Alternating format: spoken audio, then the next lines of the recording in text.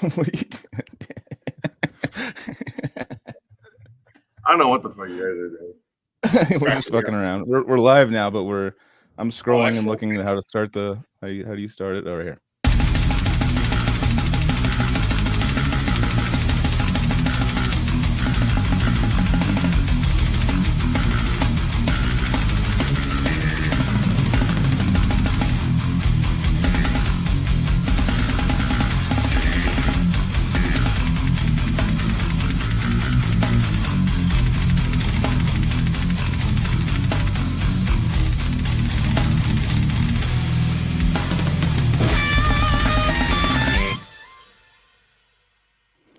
What's up, everybody?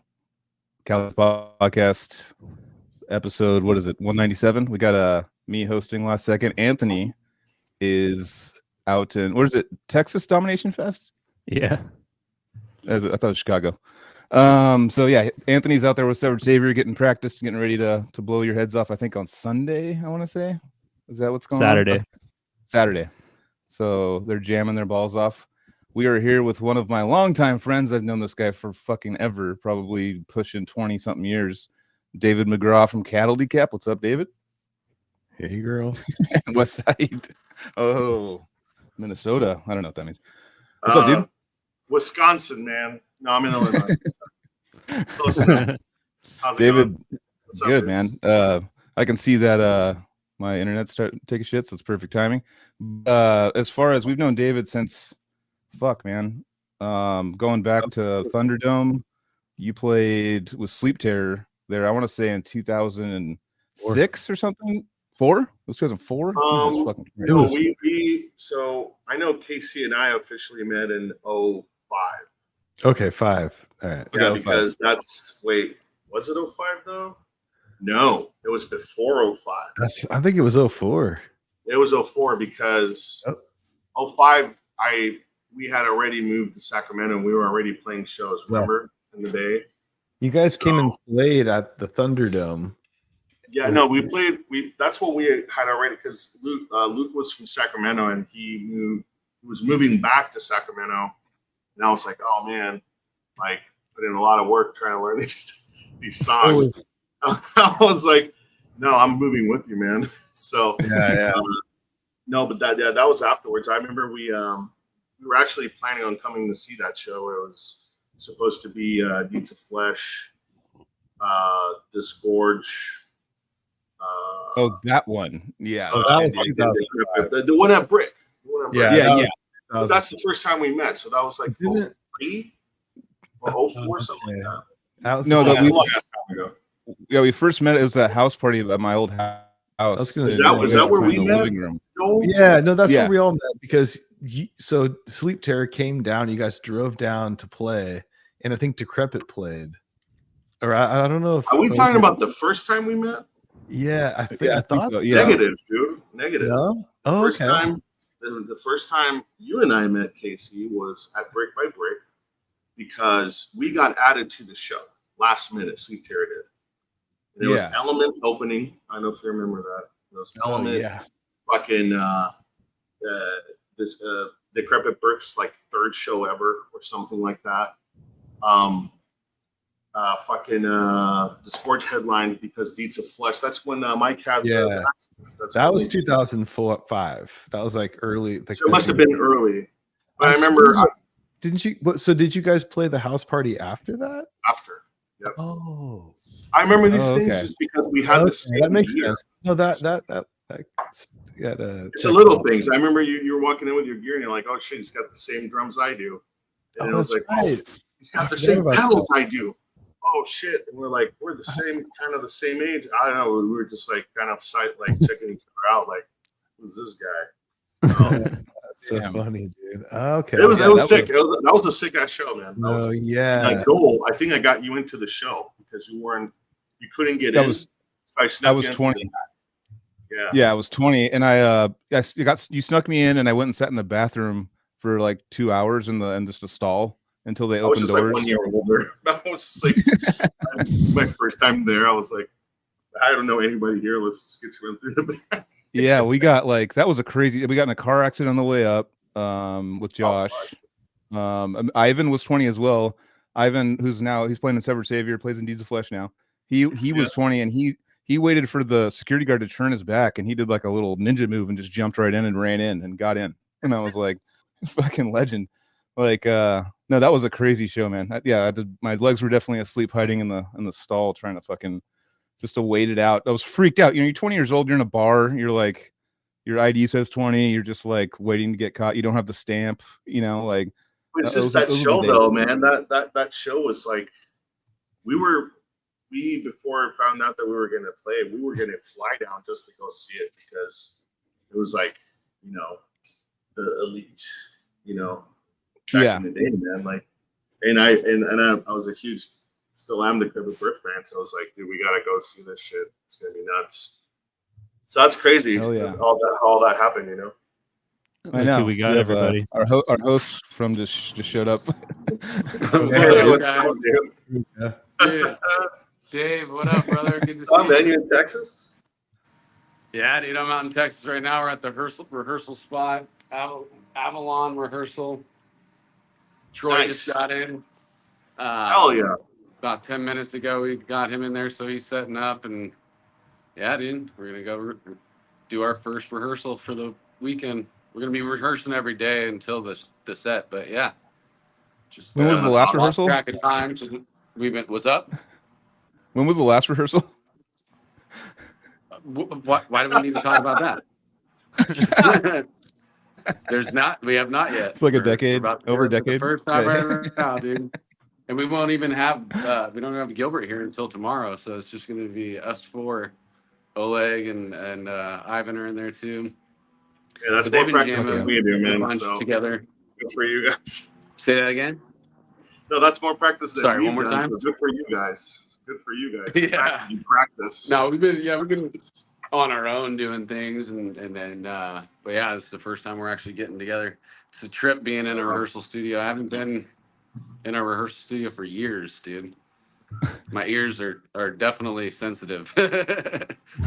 Dave's like, I live in one. You wear your protection or?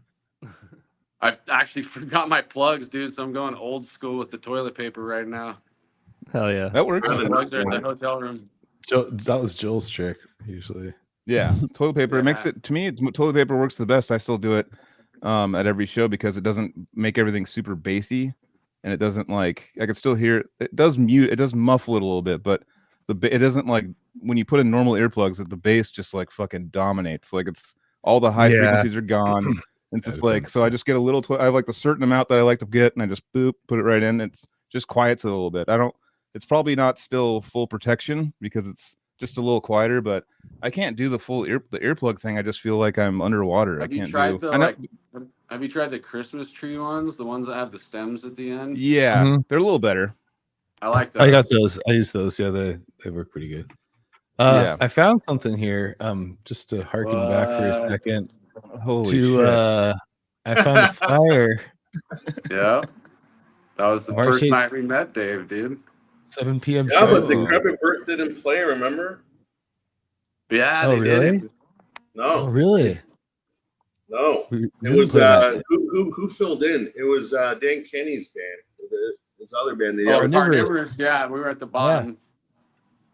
Oh no, Carnivorous. Yeah. Yeah, you guys played. But yeah, no Decrepit Birth. I mean, Bill was there. I remember he like body slammed some yeah, dude, I remember that too. Yeah. Dude, that was the wild night that we always talk about. Somebody went flying out the window. Fucking dude, that was a wild night. That was Carnivorous's first live like performance in front of anybody.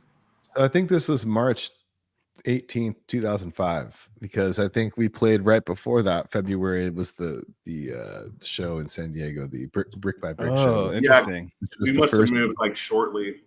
Like after, so my brain has it completely backwards. We were like, yeah, me too. But that's what it was. So then Sleep Terror played in the Thunderdome house, and so Odious must have played.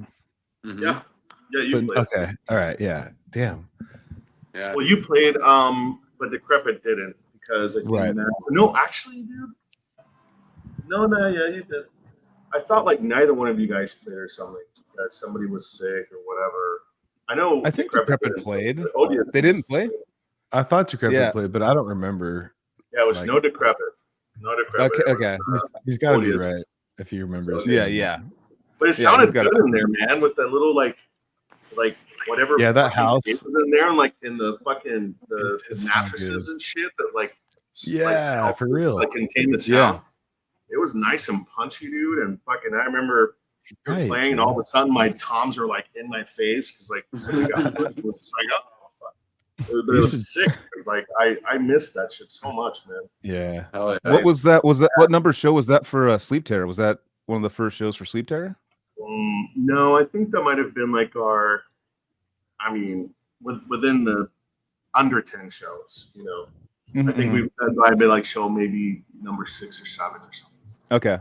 Because we started playing shows around 2003 in Seattle, and the show Brick was the very first show outside of Washington. And then Luke moved to Sacramento. I followed along, and then that's when we started playing all the shows with you guys around the area. Well, it was the Thunderdome show. Then we played like some dude, like what was it, like some dude's backyard with a bunch of fucking cars being worked on. It was like a embryonic workshop. Oh yeah. Workshop. That's right. I wasn't in. But the show's on the Y in Sacramento. Yeah. Oh, on the Y. Yeah. That's still there. Which was sick. That's still it was sick, dude. It sounded good. Yeah. It was. I for death metal shows, man. For me, like I like him small and tight and fucking. Yeah. No, the smaller the room, the better for me, man. Tighter, better sound. Yeah. Mm-hmm. You can like feel metal in big rooms. It's just kind of unless it's like a treated room or something. Yeah, I always talk about this in the podcast, but like for a big venue with like a crazy technical or whatever fast metal band, what's the answer to make like to get rid of the white noise from the room bouncing, like a silent disco? Like that's what I always tell people. Like, do you put the headphones on? Yeah, and just like or like you have speakers all the way through down every aisle to like fucking spread the sound so it doesn't like mash up so quickly. I don't know. I'm just like, that's like my $1 million idea that's gonna make like $5. Well, it's weird because like there's venues. So for me personally, open air, and like the death metal is kind of good luck, you know, if it's super fast and tech. I mean, sure. Nowadays, with all the gear that's out and the sound people being as good as they are, it's not like how it was back then. But there's plenty of 1,000 cab rooms plus or whatever that are like sound treated and they sound super tight. And it's not as bad as they used to be, man. I remember like any bigger sized room, it was just going to be like a cave, you know. And I think over time, like whatever venues have survived, they sound treat them. They just make them more quiet. I know they just got with it or something. I don't know. Definitely. Yeah, the old school venues kind of get hit with that speed metal syndrome where it's not sound treated. I'm going to a House of Blues tomorrow, and I remember those playing. We played like 5 or 6 of those. Those were pretty good soundproof or sound treated rooms. Correct? Was that one of the more like? Yeah, for the most, as long as they don't have any dB limits. Yeah. Well, I'm going to the one in Anaheim. With that dB limit, I mean, if I can talk to you and you can hear me without screaming, that's a problem. Yeah, definitely. So real quick, just to finish this up, I found the original flyer of that show we're talking about. So it was February 26th. Damn. That was 2005. So that was the first Decrepit show out in the real world public. I don't even know why we're above Discourage. It makes no sense. But anyways, the point is Deeds of Flesh couldn't play and Discourage headlined as they should have, and it was super sick. And Element played, but Sleep Terror got added to the show, is what you're saying? Yeah. So that band Epicedium, I don't think they played. Right. Okay. Okay. I think they either dropped off or I don't know what happened there, but we ended up opening, and then Element, then the Decrepit Birth Sports. That's how the lineup ended up being. Cool. Okay, just had to close the chapter on that. No, that's awesome. I haven't even seen the flyer for that. That's the first time I've seen a flyer. Yeah, I'm looking through my old flyers, and I was looking for that one too, and I was like, oh, there it is. It's pretty fun. It's like That's so sick, man. Anyways, I'm done. I got an Anthony question. Have you been to the festival site yet? No, we haven't gone over there yet. We just as soon as we got in here, it was 6. So I mean, it would have just been weird to go over to the venue and then have to leave like an hour after that to get to the rehearsal spot. And we just came in as soon as we could. And Ivan and we ran through some stuff just with the CD waiting for Troy, and then Oleg went and picked Troy up. Now Troy's setting up, so we're gonna actually do the real thing pretty soon here. I don't know if you guys can hear him. I'm not on any microphone or. We could barely hear something in the background. Go show me, dude. Take us. All right, Maybe not. it's gonna get loud Yeah. as shit, guys. So Since you're mobile. Let's do an I adventure. won't be able to hear anything, but Oh yeah. Sick. Damn. Hell yeah. Anyway, Oh, who's Yeah, it's clicking? big.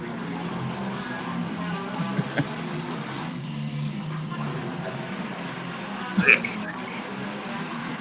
nice. It almost looks like a giant green screen, like you guys are about to do a video or something. I know. I know, right? That's awesome. That's super That'd be awesome. pretty sick. Dude, Yeah, I know, Oleg- right? Oleg and I Dude, it's quiet in there. Talking about sound muffling. God damn. It's like can't hear Yeah, shit. it's probably just jamming to some sort of speaker, right? Probably just jamming to something like that, right? Oh, they're playing the album over the PA, and then they got their cabs and shit, or not their cabs, but it's a place that had shit already here for us. And we got a random off-topic question. This is actually a pretty good question.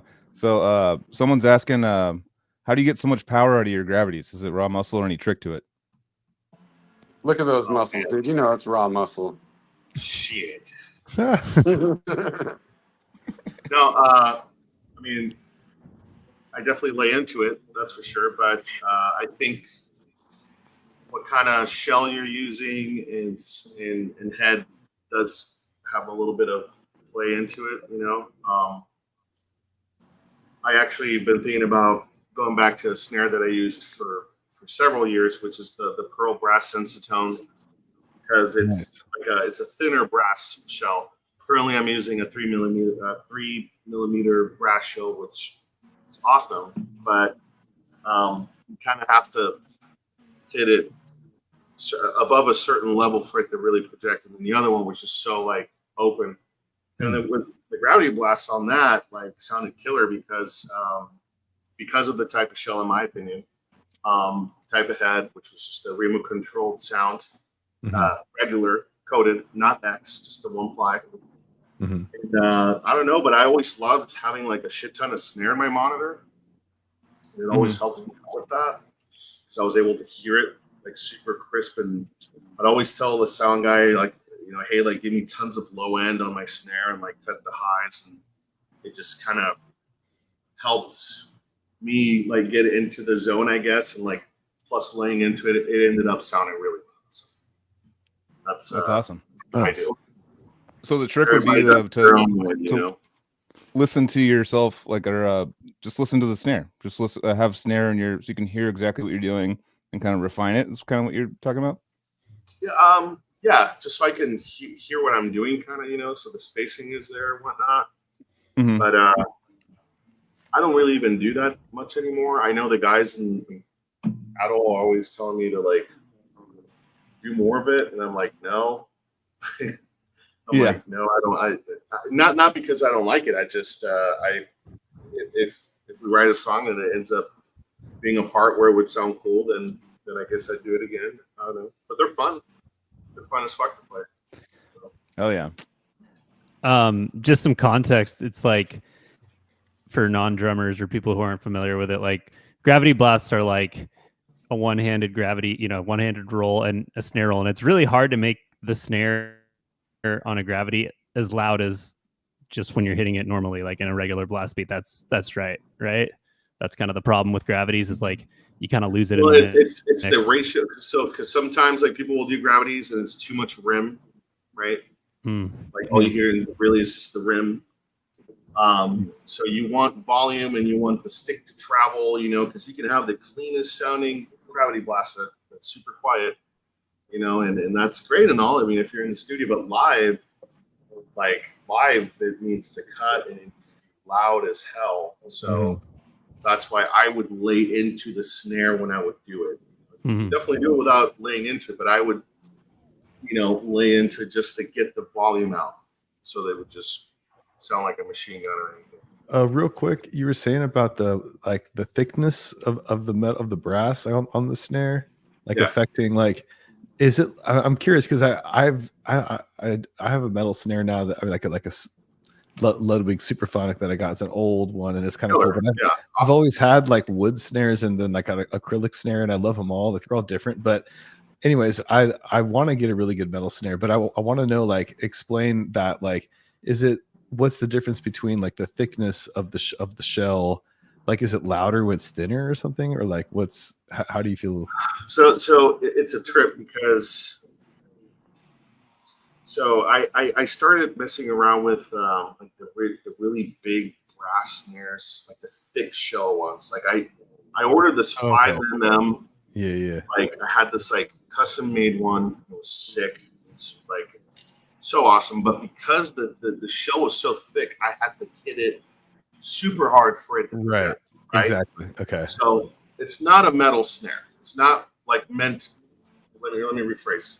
It's not a snare that I would use for something that requires multiple levels of dynamics when it comes to projection, right? So if you're if doing a split blast, maybe that it's not gonna be as loud as a unison leading hands blast. It just felt like you had to work super hard. It didn't matter how much tension I put on that snare. It just didn't work for blasts, right? So so my whole thing, great for the Black Album. I mean, that's what that snare was. It was a replica basically of that. And it's definitely sounded like it. It sounded not Saint Anger, you mean? Huh? Not Saint Anger. Unfortunately, not. They ran out of those. Yeah. Okay. Very popular snare. Nice. Yeah. No, but again, it's tricky because you don't want too much ping either, right? So that's where the snare head comes into play, and that's why I like the remote controlled sounds with the black dot underneath, because you want ping. The ring is volume. So while people are trying to muffle the crap out of their snare and choke it, basically. Yeah. They're taking all the volume away from it. So, dude, totally. Yeah. You put a snare like that in a small room, it's gonna ping all over the place because it's bouncing, right? But as soon as you take that snare into an open room or a venue or whatever, and it's just pure volume. It's just pure volume. And you can always add muffling with moon gels. Exactly, dude. And I never used any of that shit, man. I never put anything on my snare ever. Really? Even in the studio? No moon gels or nothing? No, because it would fuck with the bounce. El Natural, dude. Well, what I would do is at least with the first couple records we did with Otero, he'd always want me to put a brand new head on the snare. Just change, you change all the heads when you're there to record. And the sweet spot for my snare for the Pearl Sensitone, right now I'm using a reference brass, but I want to go back to the Sensitone.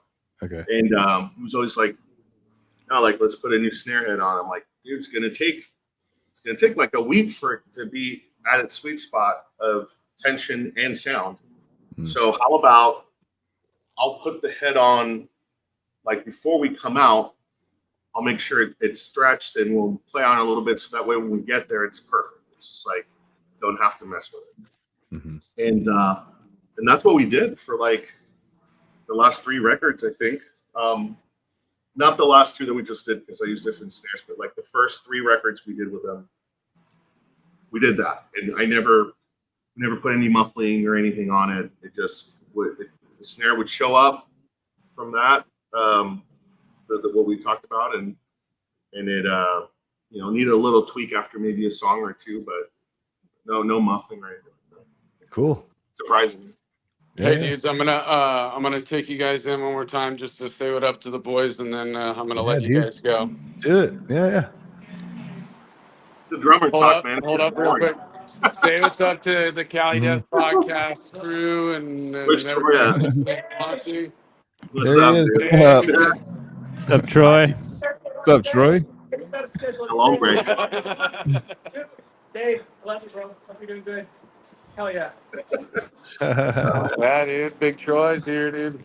All right, Ivan. What up? Oleg. What up? We're gonna play some rock and roll, dudes. Play a song All right. for us. You guys have a great set, man. Dave, I the timing. I wish I could have been on the whole episode, dude. I was really excited to hear that you were coming on, dude. So, but It's all good, gotta dude. do We'll what we get to gotta hang do out. right now. We'll get to hang But, out, I'm sure. Yeah, definitely, dude. Actually, the last time I ever played with Severed, you were at the show. It was the San Diego show. It was the last show of that summer insurrection tour. Yeah, So that Murray was- was there, right? Yeah, dude. It was Murray and 12 Mike. years ago now. Mike was there too. Huh? Yeah. Yeah. Gilbert will be here tomorrow, though, so we'll have the full bunch. Oh, he's not Obviously, there, Ivan's playing for Murray. Murray couldn't be here, but Yeah. yeah, dude. Dave, it's good seeing you, dude. I wish I could hang out longer. Love you, resident homies. Love everybody Fuck yeah, who's man. watching and Take care, listening. dude. Love Shout everybody. out, Crush it, Ian. I dude. see you. Right on. All right, yeah, we're gonna do it. Oops. All right. Later.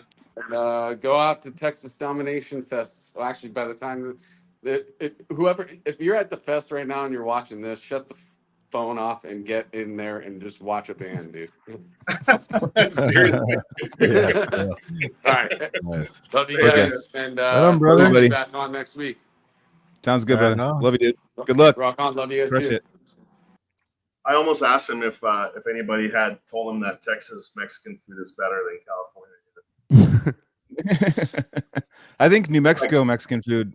For me, I'm a New Mexico Mexican food guy. The green chili and the red chili. I don't know. It feels like they add a little spice to it. That green chili, man, is the bomb.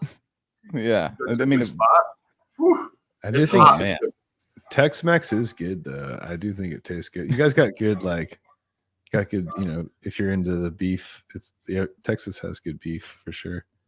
I mean, even Denver's got the green chili and the red chili. Like, there's some spots in Denver too that Denver, are yeah. kind of, yeah. That's kind of, and San Diego too. Are you still in San Diego right now?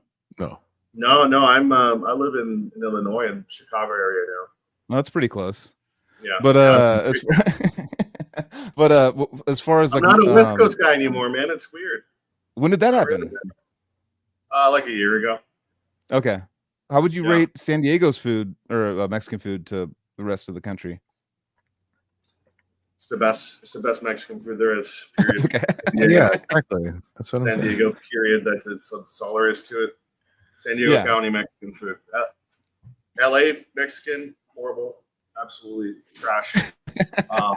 Oh yeah. Totally. I'm pretty sure people are going to be upset about that, but I'm sorry, man. It's all about the mission. It's about Bay Area Mexican food and fucking San Diego Mexican food, dude. That's for me. Yeah. And I'm There's kind some of a spots- high guy about it, you know. I didn't know that So- San Francisco had such the good Mexican food until I was hanging out with like Animosity. We were like, they took me to like they were filming. I was with them with the tooth grinder video, and they're like, "This is the spot, dude." And I still forget what it was called. Was it And I was Farolito? just like, El Farolito? Papalote is maybe. good as fuck. And SF. I forget. Well, all those I places, think- like on the mission, I mean, they're all kind of taste the same. I Yeah, mean, yeah. It's like a San Diego style burrito. Like you can go anywhere and they'll You mean like kinda- California burrito? No, I know. I'm sure you guys are probably over that no, now. because you know You what? guys They started have that those in shit. Denver and they put lettuce in it, and it's a crime. Okay, put lettuce in their fucking burrito, bro. Okay? In a California burrito, or You can get The away with burritos, cabbage. period. You can yeah, I get mean away like with a, cabbage. a carne asada burrito can have lettuce in it. Cabbage. not- If it's like a Diced- shrimp diced. burrito, then I could see it. Yeah. There's that for whatever reason. I'm finding that because you have to like hope that their lettuce is good. Like sometimes like whack or old lettuce can fuck up any meal, and it can number one cause of food poisoning, by the way, is lettuce. It's lettuce. So it's That's like- right. Yeah, so it's like I always worry about like when you get that weird bite of lettuce, it's a little like you're like, fuck, dude. Like, am I gonna like be on the toilet for the whole night? But I don't know. I But think why would you, what like the texture is not like, oh my god, lettuce, hell yeah. Like in a burrito. No. It's a cheap way out. I think that's a cheap way out. Or pico de gallo. Pico de gallo does not belong in a burrito. I totally agree with you, dude. I love that. Yeah. Every time I'm like, no pico, whatever the fuck it's gonna make that one spot wet, right? And your tortilla, and it's gonna explode on the side. Just like that, it's gonna explode, and now you're screwed. And now your whole night. I'm 100% agree. I'm 100% in agreement with that. I I always could say talk no about pico, burritos no for salsa. like hours. So Yeah, let's do that. Let's do that for the rest of the podcast. Let's do burritos, dude. So I'm just kidding. I was just kidding. No, I mean, for me, I'll end on New Mexico. There's some certain spots like out there that crush. I mean, it's just different. It's Tex-Mex style, like kind of like what you're getting at with Texas and stuff. It's not like legit San Diego, like fucking right on the border. Like it's going to be like legit shit coming out of there. It's like there's no way. It got nothing to do with it though. That's the weird thing. It's like they don't need burritos in TJ, man. You know. Yeah.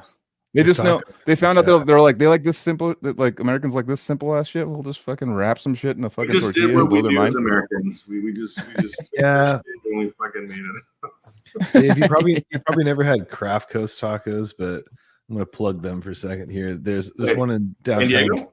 Yeah, there's one in downtown Oceanside by the Okay. pier, and then they got one in San Marcos too. But dude, that place, they like hand make the tortillas like right there, and just it's fucking so That's good. clutch. And like, oh, it's super clutch, dude. Yeah, and Yeah.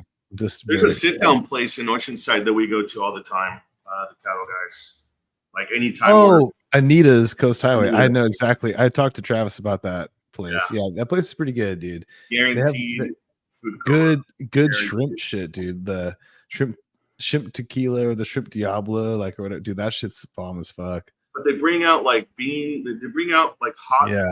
red beans, like with your tortillas while you wait. Yeah, Bro, how am I not supposed to? yeah. There's no stopping when you I know, start. right? Yeah, totally. Yeah, for real. Joel went there. We watched the Chiefs over. game. Joel went. Oh yeah. No, we yeah, we visited. went there. That's the place That was he's awesome. talking about. Yeah. Yeah, that place was amazing, dude. I remember there's a picture of me drinking like a margarita with a tortilla through the straw, and I'm just like I'm just like hammered in the morning. Like this is like 2020. This is like literally we're talking like 2020. Yeah, right before COVID hit, and I was like, and Neil Peart had just passed away, which was a total bummer. And we went and saw Tool play that night, and they did like an ode to Neil Peart, and like did like Danny Carey did like some drum shout out to Neil Peart, and it was all sad. But that was what a trip, dude. That was one of my more fun trips to San Diego I've ever had. My first time seeing Tool, it was great. How often do you guys see each other? Like, because you guys are. I was just up there for Joel's wedding. Congratulations! Yeah, I just got married a month ago, almost to the day. Yeah. Oh man, congrats! Did you post about it or? I just maybe put pictures up. Just was like, hey, I got married. I think I did a. I love that, dude. I just went to like the courthouse. And, like, we just got. Yeah, It's funny because we were both like, we were thinking that each person wanted something different. So she was like totally down to go do that, just not do the whole fucking spectacle. And I was like, the woman wants the spectacle, so she wants the spectacle. So we'll do this, And then she's like, we don't have to do like a big thing. And I'm like, all right, well then just courthouse, or not courthouse, but we did like a little thing for family, just like close family, like 20 people. I had my best friend Carrie he was the officiant. It was awesome. He crushed it. And then we just went and had a big party at some mansion that my friends have. And but the thing is, like, it still was like we could have just like, and she was like, we're like planning all this stuff, and she's like, oh, I thought you wanted the big party, and I was like, well, I mean, I did, but like, for $8,000 we could have just like held on to that and like gone to like, and she's like, I didn't want to do all this. I'm like, God damn it! After like we had planned it, we're like, fuck, dude, we should have. Or some people like, well, we'll take that money and like go on a trip instead or something. Yeah. Everybody's got like their own way of doing it. So yeah, for sure. No, I just wanted. I don't like the whole pageantry. Thank you, man. I don't like the whole pageantry. The whole like putting on a play for like a bunch of people. And it's like, oh, it's like a big just performance. And I'm like, we're already kind of married in our heads, so it's like we're just doing this for family kind of thing, You know, it's just like hey, let's perform our marriage to the family so that now they know for sure it's done. It's like, you know, I don't know, but it's it was fun. No, it was great. We had a great time. And Anthony couldn't make it, and Casey made sure to make videos of everyone, all of his friends that were there, going like, "Dude, what the fuck's going on? Why aren't you here?" And like, there's like 20 videos. Of Anthony, I sent Anthony like 8 videos like of people just being like, even Joel's dad, dude, that was the best one. My dad's like, That "What was the fuck, great. dude? Why don't you?" He's like, Anthony, I'm so disappointed. You know, he was just like, you could have made it work, man. What the hell? Your dad's hilarious. Dude. It's funny. Well, fuck yeah, I'm gonna do. Speaking of Anthony, I'm just gonna do the Anthony question. So, so basically, what Anthony, or actually, no, we'll do ads at the end. Or unless Joseph, do you have any shows come up? Or anything? We should do ads. Whatever. Fuck ads. We can do ads whenever. We can do it in the middle or end. Just this one. That's all I want to show Okay. right now. This is next Sunday. I'm playing with Divinely Vomit in Long Beach, California, with 3 bands that are very easy to understand the names of from the flyer. If you can't read that, too bad. Yeah, it's Mortal Wound, Tomb Dweller, and Epicarcery. Yeah. Okay. So shout out those bands. Yeah, it's gonna be fun. And then shout out Battleforge Coffee, and shout out Generator Rehearsal Studios, and love you guys. Battleforge Coffee, by the way, David, that's where Deeds of Flesh's coffee company. What? Yeah. Yeah. Fuck yeah. I'll definitely. I love coffee. I'll support. Yeah. Yeah, that's Jacoby and Mike and everyone's making coffee. Bring you coffee. Yeah. Wake up. The battle forge and go to battle in the bathroom. Yeah, exactly. Battle in the That's when you know it's good. My own battle. Yeah, that's when you know it's good, if it just comes out smooth. Oh yeah, and we have merch at Cali Death Podcast.bigcartel.com. All right. Cool. So David, so what Anthony always says, and I usually just watch him say it, now I have to say it. So basically just getting to the root of where everything started, what you know, whether it's your parents listening to something, like what got you first like interested in art or music or anything to kind of get you down the path. And I know from personal experience, you're one of, you know, seeing you drum at such a young age at the level you did, I was very interested to see where all that fucking came from, because I mean, you know, I'm gonna blow you a little bit right now, but you're one of the better drummers I've ever seen live, and you were still that good back in the day. Like blowing our, we didn't know your name. We're like, who the fuck is? We were like kind of getting that who the fuck is that kind of vibe, you know. But I want to know where all that came from. So, what got you into music? We'll start with music. What got you into music just as a child? What were the parents listening to? I know Columbia might have a vibe in here. Start at birth. Yeah. Whoa! Did you say the wrong country just now? You said Chile. He's from Chile, right? What, dude? Oh, we were talking about fucking chili earlier, green chili, dude. And I got Joel. It's easy. No, Chile. I fucked that up. I'm like, yeah, that's awesome. It's Anthony. It's perfect. Shit, right? All right, continue. Yes. No, dude. I mean, pretty much, probably not that different than you guys. You know, I was kind of, I don't know, like down there, people are pretty conservative, and see in Chile, like I have to kind of give you the big answer with this, because when I was living there, like it was super like conservative and Catholic, but also like very much a metal and rock city, Santiago. So it was kind of like, it was weird, like, you know, being kept from like rock music or whatever. I don't know, man. The neighborhood that I lived in, like the older kids all had like long hair, and they fucking had metal shirts, and it looked badass to me. You know, me and my buddies were like, one day we're just like, hey, let's start a band. Before that hadn't really talked about it or had any interest, and everybody else was like playing guitar and bass, and I got stuck with drums. So then I went to my parents and I was like, hey, we're gonna start a band, and I'll be the drummer. And they were like, fuck no. They're like, play guitars and shit. But it was, you know, it was a lot of battle, you know, to be able to play the instrument down there. At least, you know, it was at the time not quite a third world country, but you know, it was kind of in the middle of it's tough and shit. And What city was there? Santiago, Like Santiago. Santiago. But- Okay. But I I'm grew gonna up in Anthony for a Santiago. second. Yeah, but I want to know like the first Anthony. music that got you. Music? What was the music that made you? Sorry. I thought we were talking about No, getting into that shit. This is what Anthony would do, and I just want to recreate it. So Music. I think the first thing that I listened to that like got me hooked was Joe Satriani, The Extremist. You know that record? No. not. I only know Surfing with the Alien.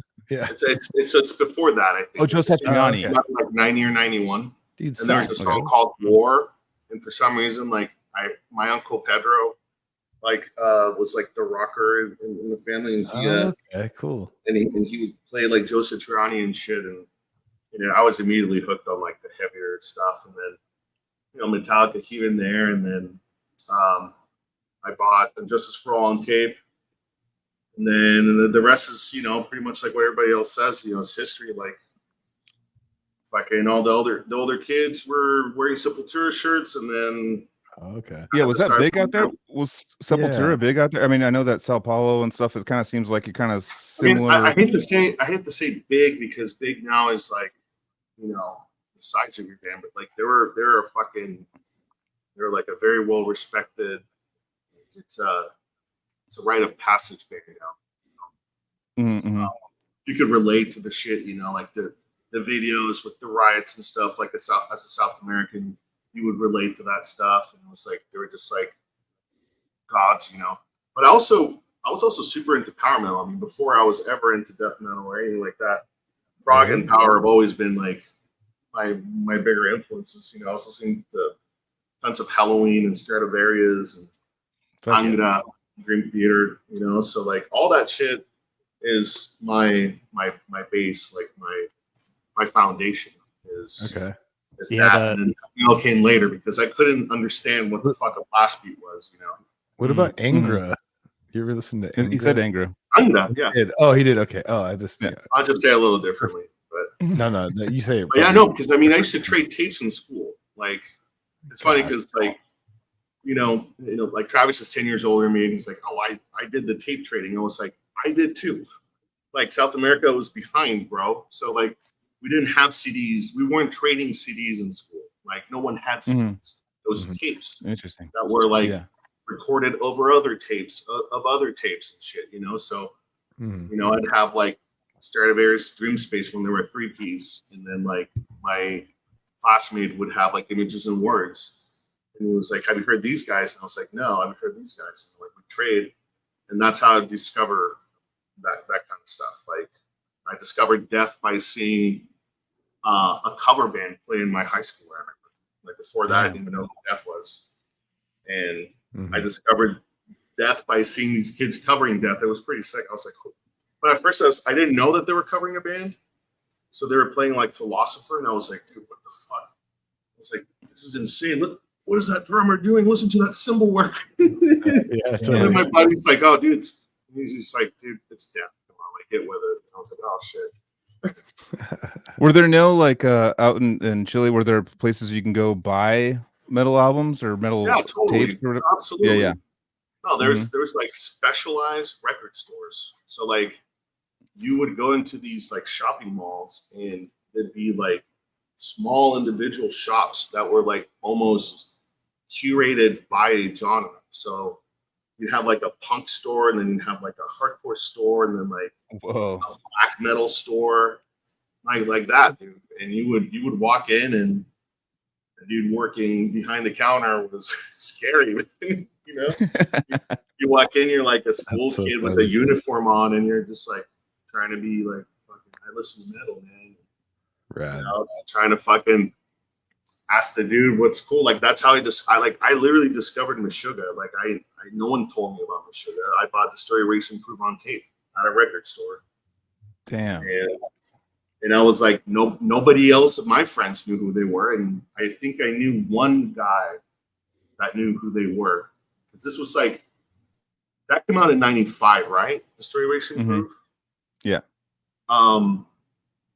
And I mean, I'm sure there was plenty of people that knew who they were. I mean, wasn't like we were living in the fucking jungle or anything. Like it's a big city, pretty close to first world or whatever, but it's just the internet wasn't what it is now, you know? Yeah. And those bands were decades from ever coming to play there. So like you didn't know about these bands. Nobody talked about these bands. We had like the equivalent of an MTV that was called Via X, and they had a couple of metal shows that were awesome, dude. They would play like local bands from Chile, like the local homemade fucking videos, and then they'd play like all these other like big videos, all the American and European stuff. So, but yeah, that's Meshuggah was like that, and fucking I think even Cryptopsy, but that was a little bit later. Was your family at all? Was your family like any like whoa? Was your family any like into music or played music or was that any of that in the family before? Not really. I mean, yeah, there was a little bit of a artistic side, just like there were painters on the painting side, on like the more academia side, I guess you would say. Okay. My aunt teaches still at a university and whatnot. More like literature and art, stuff like that, but not so much music. You need to listen to music, but there was nothing out of the ordinary. I would say. What did they think, like, as far as hearing what you were listening to? Did they freak out, or were they cool with it? Did they? No, I mean, no, it was at first like, oh yeah, like this is Devil's music. Like I said, they were very conservative. My grandma especially, but as time went on, I mean, I just kept with it. And I guess maybe they just decided that they were just gonna get tired of saying how much it didn't like. I don't know. It wasn't like a music video where like you're running away from home, and they're like, oh. Nothing like that. Yeah. But I mean, one time my dad did go into my room and rip all my posters. It sucked. That really sucked. Damn. Because I had these posters, dude, were like, some of them were bootleg, but like I don't know where they found these photos. Like you'd go and it'd be an unofficial poster, and I had all these Metallica posters from like Injustice, the Black Album era. Mm-hmm. And like I never saw these photos ever again. Like I don't know how they got them, but they're just hanging out at a fucking bathroom or something. Like I don't know. Damn. It's kind of rare shit, But that's brings back memories. Then I moved up here because I knew that if I stayed in Chile, like I wanted to play drums in the band, and if I stayed down there, that wasn't going to work. So yeah, talk about the move, like going from Chile to did you go straight to Chile to Sacramento, or was there another stop? Or? No. So when we moved, I'm trying to compress, and like there's a lot more to it that involves other shit. But when I moved with my mom and my sister, because I have a big family, we're 12. So like I said, it's a long thing. Mm-hmm. But no, we moved from Santiago to Little Rock, Arkansas. So interesting. Yeah, we were there for 2 years. Yeah, my mom, she had family there, and she had left the States for like 30 years. So she hadn't been back to the States in 30 years. And so we ended up in Little Rock. We were supposed to be a temporary stop. We were supposed to go to New York City right before the Twin Towers happened. So, that didn't happen. Yeah. And then I had two older brothers who were living in Seattle, and that's when I moved to Seattle, because I was like, dude, I can't. Like, Little Rock was just like really depressing. Yeah. Really fucking depressing. However, I did make some really good friends who I'm still friends with to this day, and went to a lot of killer shows, dude. There's this one venue. Actually, there's like two venues in Little Rock that put on metal shows, but there's this one called Downtown Records. And I don't know if you guys know the band, but it's Wake, but with an R, like R Wake. They're like a Southern doom band. They were on Relapse Records for a long time. And they opened this record store where they should throw shows, dude. And it was the only thing that would come, like the only place that would put on underground shows.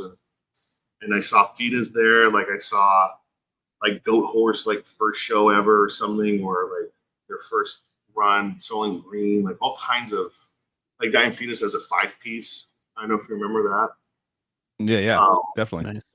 So, but then, yeah, after that, I went to Seattle, and then shortly after that, I met Luke, and et cetera, et cetera. So when I met you guys, I think I'd been in the country for like 4 years or something, like 4 or 5 years. Right. So you're in Little Seattle before Sacramento and stuff. Okay. Yeah, then Seattle was home. Seattle became home. Yeah, And yeah. that's really where like I cut my teeth. And then Yeah.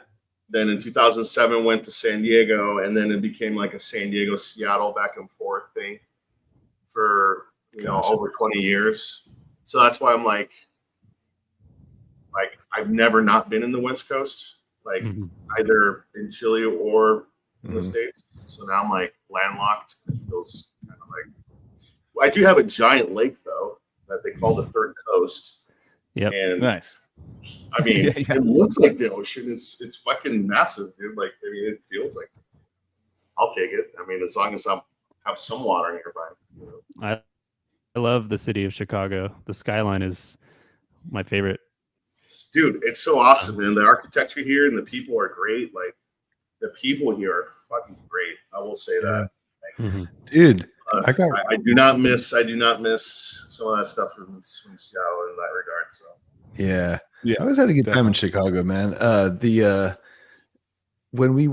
went out there for Dan's wedding because his wife, her family's from like outside of Chicago. We flew into Chicago. This is like, I don't know, less than 10 years ago, but we got tacos in downtown Chicago at some place, and it was fucking rad. It was a cool, like, just little badass little place.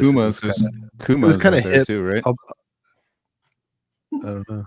is that Ian doing this thing? Who? Oh yeah, Yeah. You, of course, you're gonna put Uganda. No, because I fucked up I fucked up where you were from, and he's like, he's all talk about more. I like what's it like from Uganda, dude? All right, here, yeah. Oh God, I love Ian. Ian is the man. Ian's the man.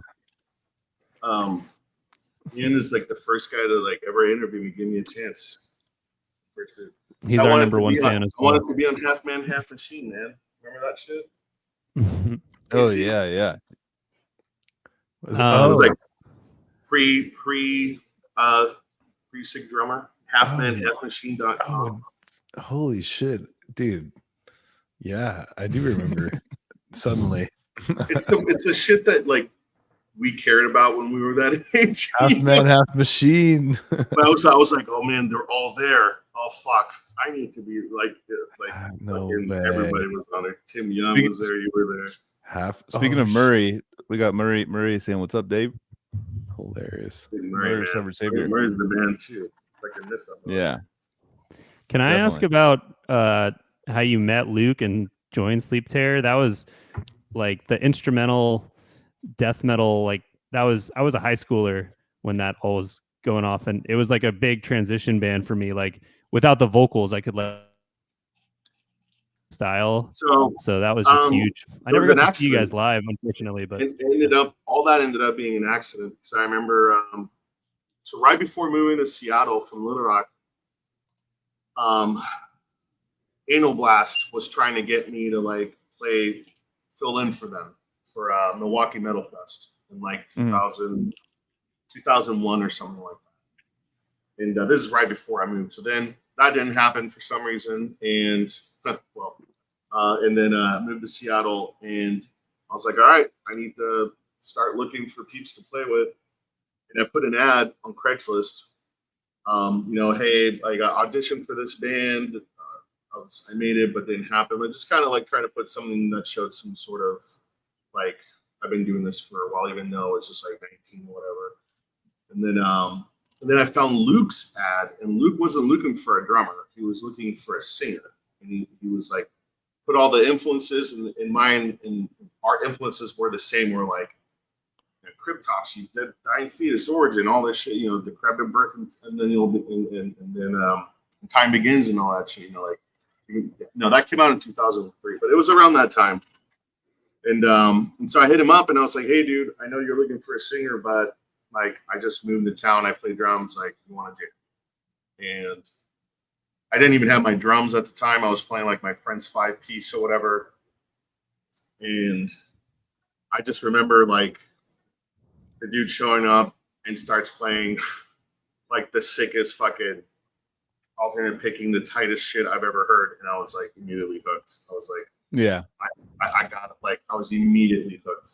That's the other thing. Like, I really liked the stuff that he was writing back then. Yeah. Mm-hmm. I had a lot of faith in it. And I had to like bust my ass to kind of try to come close to his level, because when I met him, I was playing just like kind of all over the place, spasticky, fucking, you know, trying to be Richard Christie, but like nowhere near that. You know what I mean? Nowhere near. Mm-hmm. It sounded like a drunk kid falling off a fucking stairway. And so he helped me like get tighter. You know, he's like, no, like play the blast, the whole measure. You know, don't do a fill, don't hit a crash, like tight like this.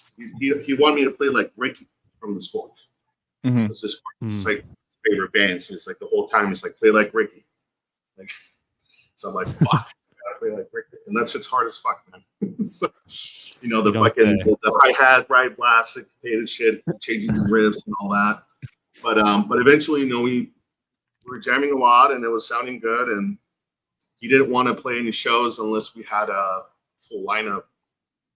And I was like, based on the auditions that I saw, I was like, no one was ever going to show up and just be at his level, you know, without him having to like take them under their wing, kind of like what he did with me, but with guitar. Like, I don't think he had the patience for it.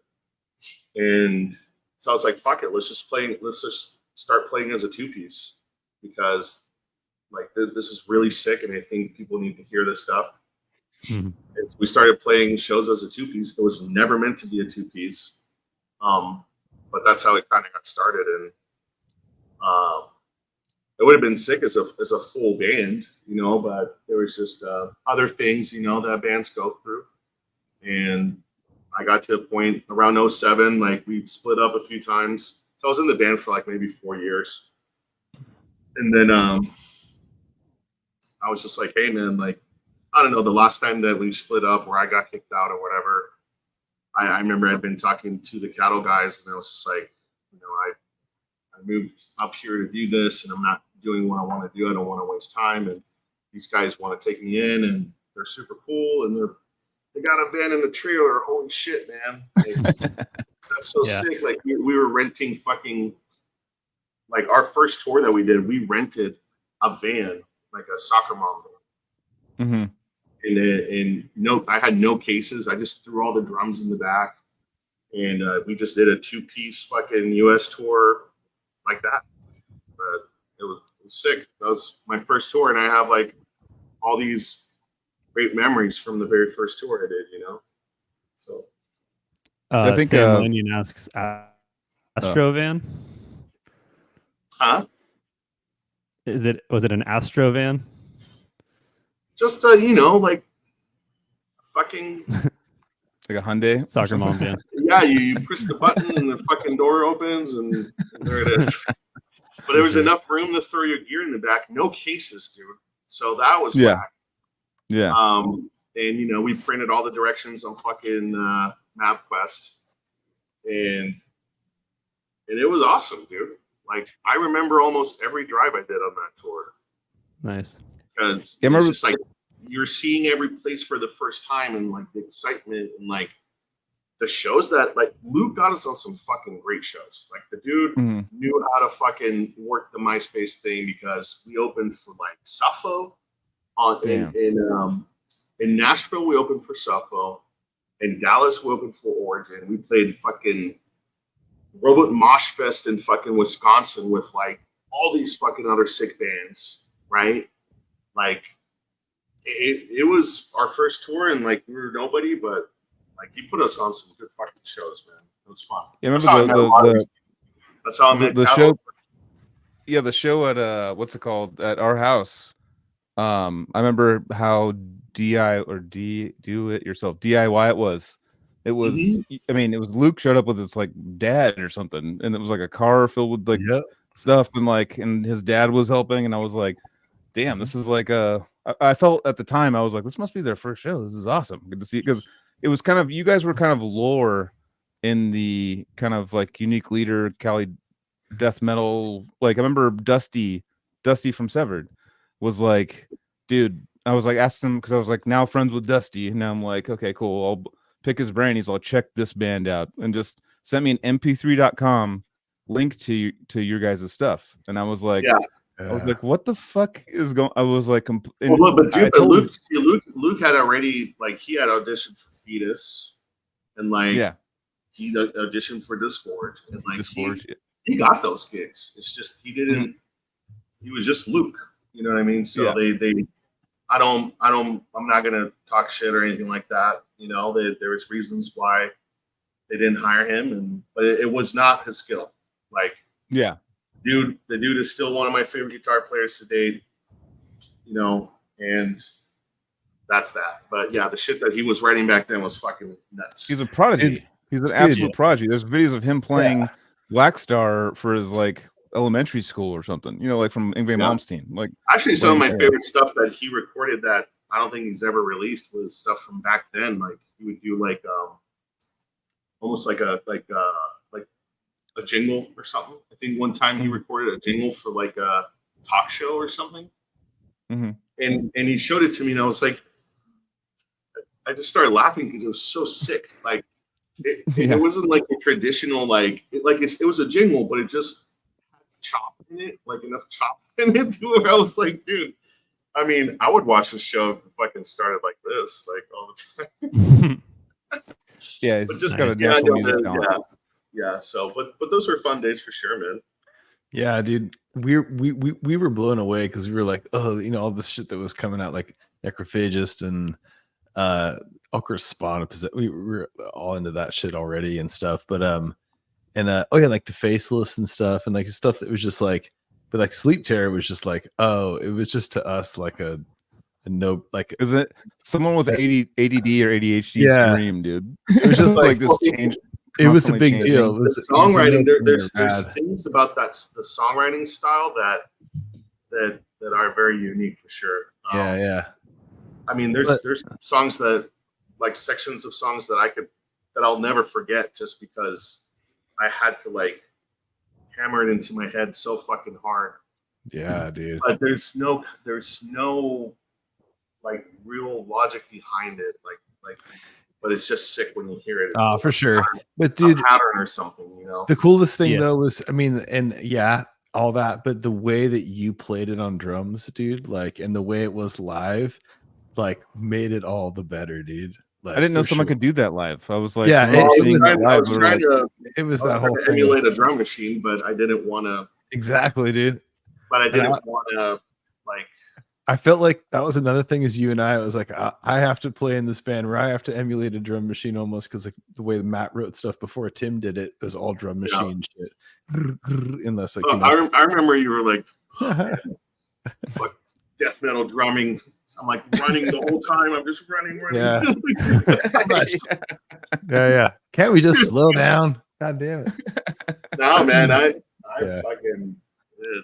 Well, dude, you had the like your blasts though. Like I would just be like, that dude's hands, like the fucking like the way you did the finger, like, and stuff like that. Like, that's never, straight up Flominier worship, dude. I've never been able to do that with a lot of power. Like I can do that finger style, but I gotta get some wrist in there. That's my style. Like, you know, but like you would just go like those super fast supple blasts, and I was just like, just just French grip. Yeah, I know, but still, like, but easier said than done. Like, you know, it's kind of like, you know, it's not easy to pull that off sick. Like, he's talking about how happy his wife is.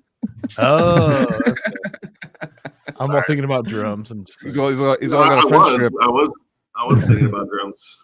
Yeah. Did you? No, but did you? Go ahead. Sorry. no. You go. Was it? Did you ever record with Sleep Terror? No, unfortunately not. I mean, I wanted to, and I think eventually we would have had an opportunity to do so, but like there's no budget for it, and the both of us were broke motherfuckers, you know. Yeah. I mean, really broke, and like it would have required like serious studio time to do something like that properly. We just didn't have the resources. And Luke was really fucking good at programming drums. Like at the time, considering what was available, like he was really ahead of his time. Like, well, I wouldn't say ahead of his time, but like at that level with like how Necrophagus could make a programmed kit sound good. Mm-hmm. You know, if you know, that's why we did that, because it just saved time, but also he was very like, this is my thing, and I wanted to contribute more, and that wasn't allowed. So that's also why eventually I decided that it wasn't going to last, because I need to be able to write. You know what I mean? If I can't write, then I'm out. Yeah. You know? Sure. Yeah, I feel you. And Cattle was open arms with that shit. So I was like, oh, really? yeah, let's go. Oh, yeah. Oh, that's cool. Yeah, they were super fucking awesome, dude, since day one. And like, for a band to just kind of hire a new guy after one tour and then just be like, yep, you're hired and you're one of the writers now too. Like that's a big roll of the dice, man. You know, I can see that. Like, it makes sense. Yeah, Travis. They had 3 albums under their belt at that point. You know, 3 records that they toured for, and you know.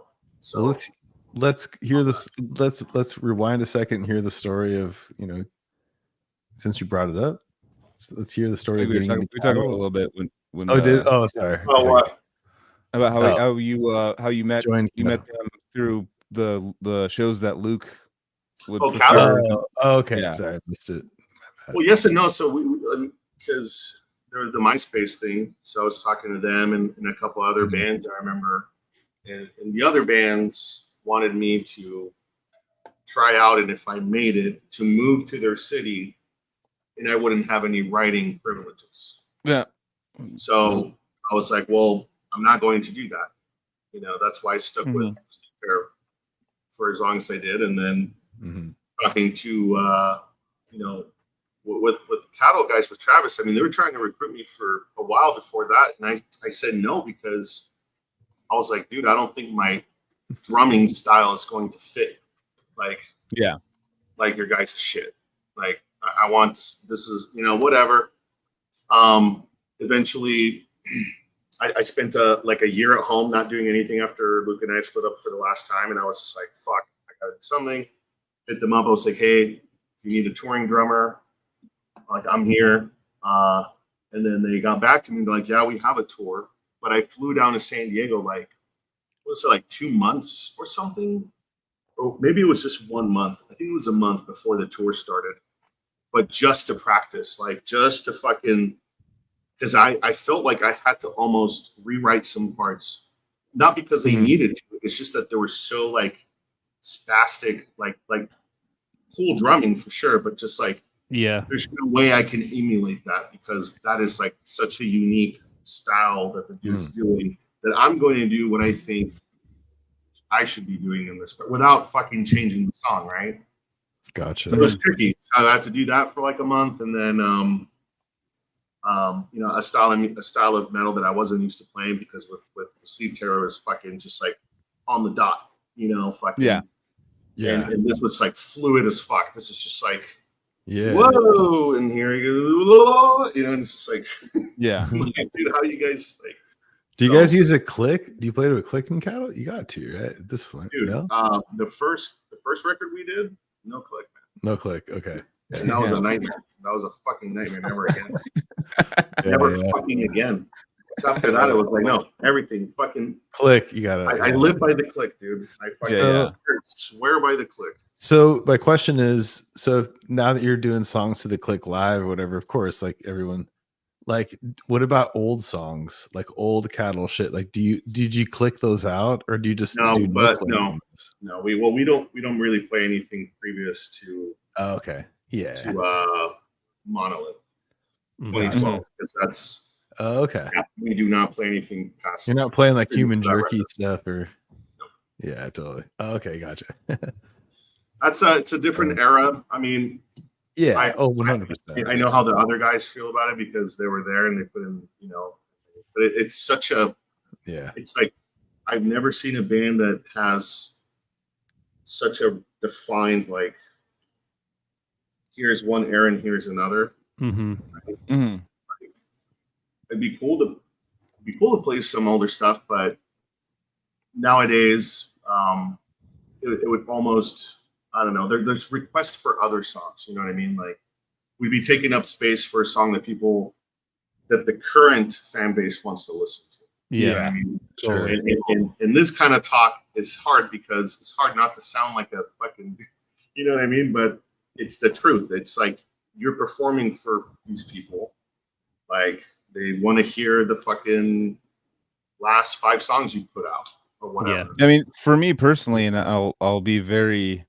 I mean, this is what we played with Cattle and stuff back in the day before you and stuff, and I found out that they had hired you, and I was like, and then hearing the albums that came out from that band with you in it, I was like, oh, so they found steroids, dude, or so it was like they found like this. It was to me it was perfect. Like I was like, Yeah, I thought it was cool too. We play with like we'd play with them and stuff. They'd have a different drummer every time and blah blah, and then like.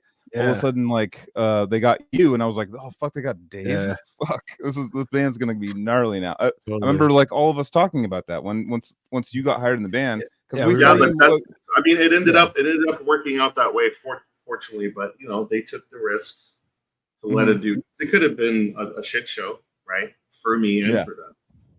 Yeah. So I just feel kind of like I've had all this bad luck with guitar players, and they'd have all this bad luck with drummers, and we just kind of went like, interesting. Let's help each other out here, you know? Yeah. And I think what you brought to Cattle is insane and awesome. Yeah. So it just they happened because they allowed it to happen too, you know? Like 100%. I'm just very fortunate, appreciative. I'm not going to be like so humble. Like no, it's like, you know, we worked hard for it. Hard. They also had to take that leap of faith and basically change the fucking sound of the band. So, you know, which was cool, and it worked out 100%. So Because but it's fun shit, man. You know, like I don't know, like especially since we've known each other for so long. Yeah, I like seeing that. You know, you guys are fucking.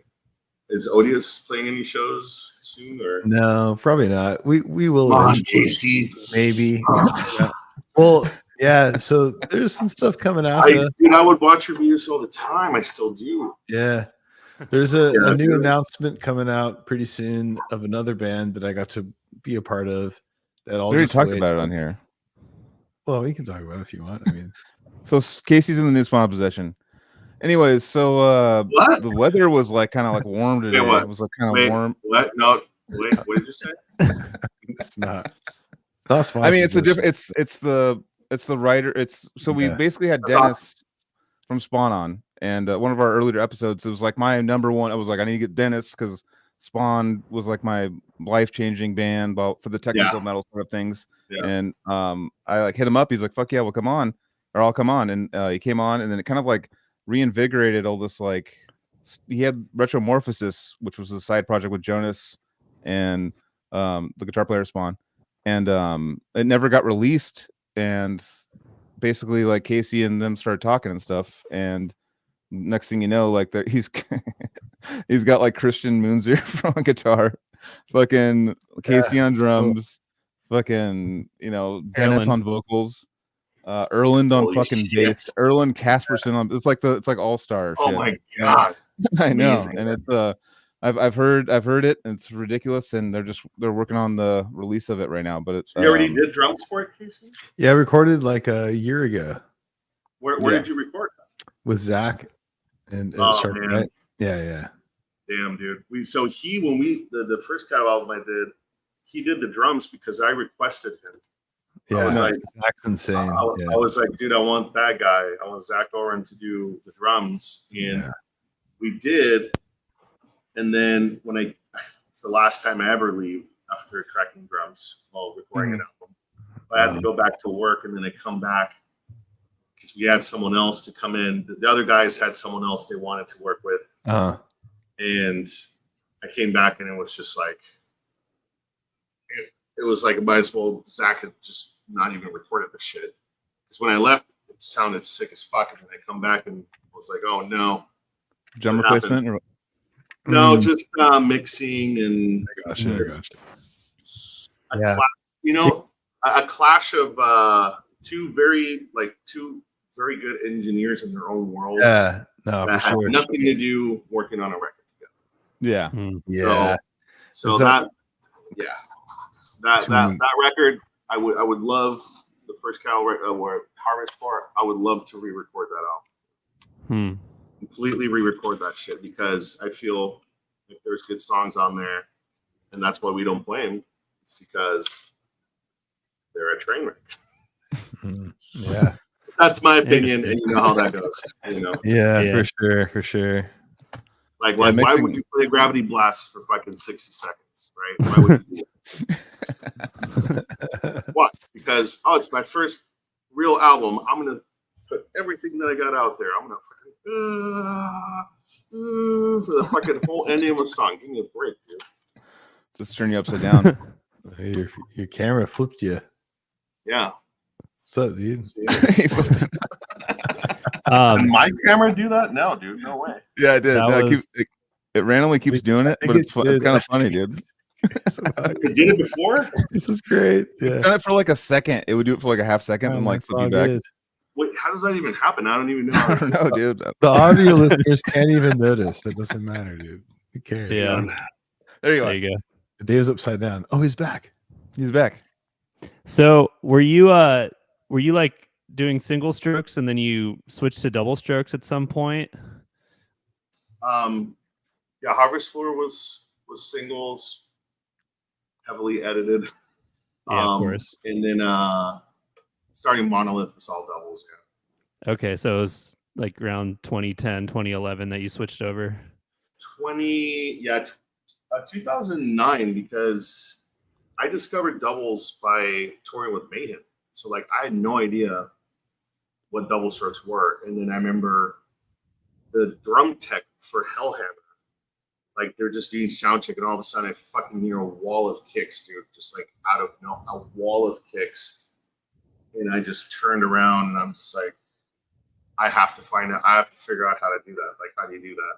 And Nice. That's crazy. So with Hellhammer, and Hellhammer was the coolest fucking dude ever, man. Like, we're low on the bill. They're fucking Mayhem. Like, rad. And he was super cool. Introduced himself to me. We partied a couple times, and then, I'm like, the way he plays doubles is the way he has the stuff set up is super out there, man. Like I remember trying it, and it was just like way out there. I even tried doing it on the tour, which was a bad idea. It's just like, it's easy. You just go like this. Just go like this. Just rub it. Just crank the head, and just go like this. Dude, but after that tour, like I was obsessed. Like fortunately, I worked at a drum shop, so I could like set up a kick, with some pedals and like experiment, and in between working clients or whatever, I could like sit down and mess around. And now that I think about that, I was actually really, really fortunate that I was working at a drum shop, making nothing, but I had the time literally at work to work on the technique. So did you fade, dude? Huh? Oh, did you?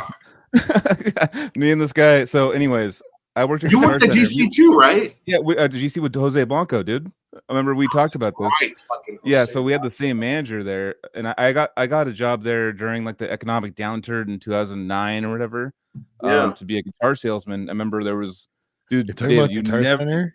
Yeah, you would never. Like, there was there was like 50 people that showed up for an open like a group interview because the times were so hard back then that like people were in suits that were like had degrees and shit and were like trying to get a Guitar Center selling a guitar job, and they would like do this like round robin of like, you know, like everyone has to answer the thing, and then Jose Blanco's like, I pick you, you know, like and this guy Jose, you know, Jose was in like one of the most awesome dudes. He's just very like, he's very in your face, fucking like I used to smoke a fucking blah blah. I used to smoke all these drugs. I don't give a fuck. Like, he was like he was gnarly, dude. He was like gangster, but like let's just fucking crush this shit. You know, he was flamenco player, right? Flamenco player. That's right. Great guitar player. Great flamenco player. Like didn't he like do something with Marty Friedman or some shit? Like probably he was. Me that? I remember you telling me some crazy shit. Like he was like a shredder flamenco player. But he was insane. He was like he had that Spaniard like he was kind of like a tough guy. He was. Spaniard, he was like a Maine, so he was like a flamenco Spaniard like gangster. Yeah, he was a gangster for sure. Yeah, and it was funny because when he would talk shit to people, it was scary. Yeah, dude. He'd be like, he'd point at people's faces, just be like, no, like, he'd be like, oh, in their face, just like, no, I'm gonna charge you more now, motherfucker. It was like, Jesus Christ, like that's back in the day, Guitar Center. Yeah. That's not what it is now, which is. That wasn't the drum shop you're talking about though when you were practicing doubles. No, I mean I knew about Jose because I worked in Sacramento for a little bit. Yeah, and he was. I think he was like pro audio, like region guy or whatever. So that's the only reason he came to the store. But no, I'm talking San Diego. Oh, okay. So I was living in San Diego, and that's when I got back from the tour. Actually, learned how to do doubles on eliminators first. Pro eliminators. Nice. Yeah, which are killer pedals. They're awesome. And then I just had to move it on to Axis. And now I'm actually going to be playing Charchi Copitos now, the Polish pedals.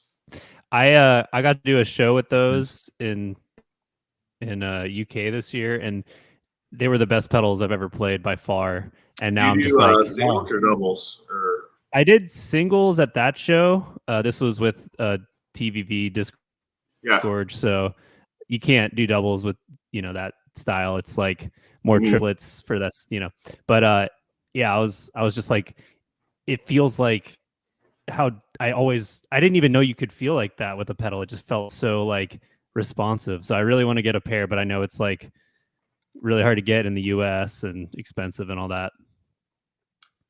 Yeah, I mean, I actually had tried them right around during the pandemic, and I couldn't dial them in, dude. I couldn't get them dialed. It just felt so heavy to me, and I was just I was approaching the pedal, and I was thinking of it as an Axis pedal, basically. So that's why it wasn't working. It's because the geometries, I guess, on the pedals are different. I don't know what the name would be, but yeah. So I ended up we toured with Dark Funeral like a year ago, I think, and Yane set of Charchis, because before that I tried the ACDs also. They didn't do it for me either, and I know he had the ACDs, and then he landed on the Charchis, and I could tell him the same thing because the way my axes are set up, they're like cranked all the way, VLD like down and like either way the fuck back, like up.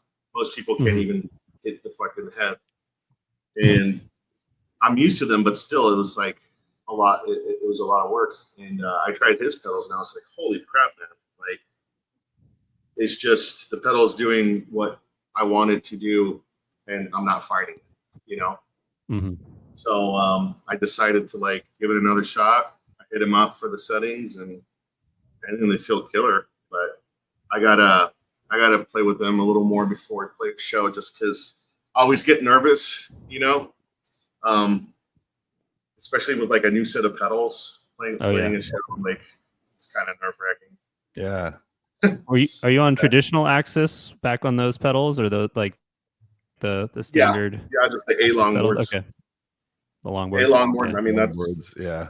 That's what I've played for 20 years at this point. But I kept breaking springs, and I mean, I haven't made like an official announcement or anything like that, but I'm going to be playing Chartreuse like officially because I kept breaking springs on my Axis pedals, dude. Never happened before. Like, never in my entire career playing drums have I ever broken the spring ever.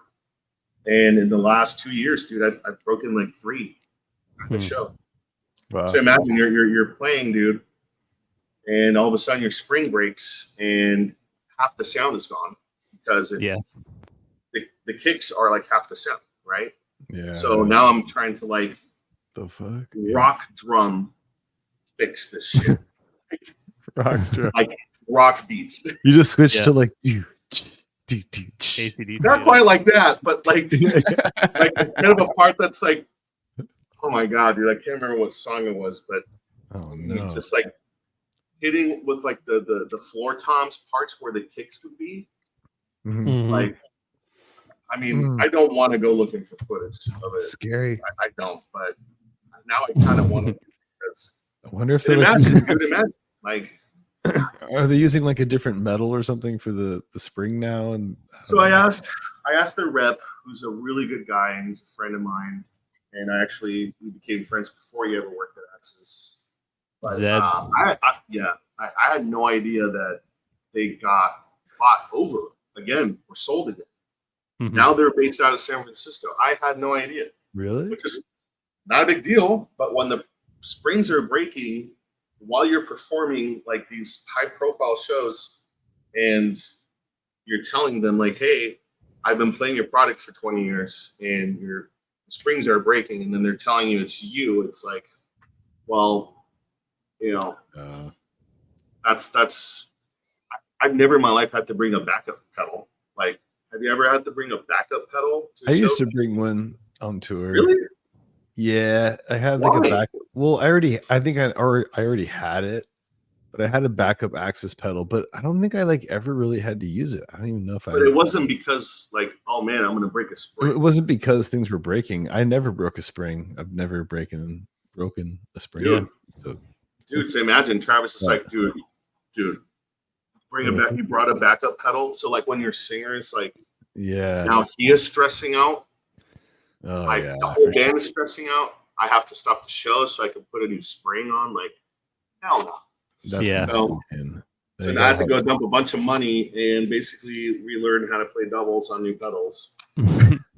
Yeah. So, but they feel great. Sorry, they feel killer. So hell yeah, I recommend them. So, because I've always liked the regular A pedals, like the A, like like footboard, shortboard. Yeah, the short boards. Yeah, I've always. I love those, man. Dude, I don't know. Like I got the long boards, and I did that. I used the long boards on the last Odious one we did, but I've been back on short boards for a while, dude. And like, I don't know. Like, did you always use long boards? Like, was that your? No, man. I actually had short boards when we played. When we played our show together. Yeah, that's the other things that we both had A short boards with E kicks. We did, okay. And DW beaters, both of us. Oh, you like the dude? We're like a mirror, dude. That's what I'm saying. So I have a weird memory for shit like this. I was like, yeah, no, it's all coming back to me. Yeah, it's in there. Star Classic Birch. Okay, yeah, Performer Star Classic. Birch Performer. Axis A short boards with fucking E kits and DW beaters. So in a DM5, I was like, yo, I mean, like, what the fuck? I was like, this is bizarre, man. But everything except the beaters was pretty common.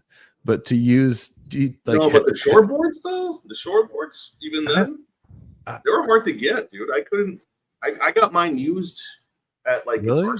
Yeah, I couldn't find them anywhere. Because the A longboards were like the hot shit because Derek Roddy was playing. Yeah. And I tried them and I was like, they just felt like kind of whacked. But the shortboards. Everybody likes the longboards, but I like the shortboards. I like having I like having a heel plate, like a little. Yeah. I sound like like this surfers, is a dude. normal pedal. Yeah, this is because a that's- surfing podcast. Actually, That's kind of your like fulcrum. Like that's where it like Yeah. like where the heel plate meets the like the hinge, and then you have that like on the foot, like on the lower part of the pedal board, you know. So like Yeah. whereas like a longboard's great, but it's kind of like you don't have that little like I'm not a mechanical engineer, but yeah, that thing right You there, don't have that the extra fulcrum, thing. Yeah. yeah, whatever you call that, yeah. Yeah. No, it makes sense. It makes sense. And The circumference is different. well, Nick Barker used to play those. That's what he used in Puritanical. Was the 8 shortboards. Oh damn. Well, see, there you go. Yeah, and I didn't Tim Young Yeah. play those as well. I think he did back in the day. But I thought Tim does longboards, but maybe not. He But does yeah, now. I do remember hearing Tim used to use shortboards, but maybe that's. Yeah, I know the shortboards were the ticket, and that's what fucking Dude. Hellhammer had. You know, Oh. so I feel like the shortboard's kind of, you know, waiting for his comeback. You know, so Axis, you know, now that we've had this whole conversation, if they see this, you know, now you know. I bring the fucking shortboard back, dude. This whole time they're sitting on gold. Do they do Yeah. longboards only? That's all they do? is No, longboards? they do. No, they do Okay. the shortboard. It's just that It's they the same thing. It's renamed. the pedal board. Yeah, Oh, It's the way yeah. that the heel plate meets the pedal board versus like a longboard's like it goes flat across the like the heel plate. but it's also smaller and it is a little shorter.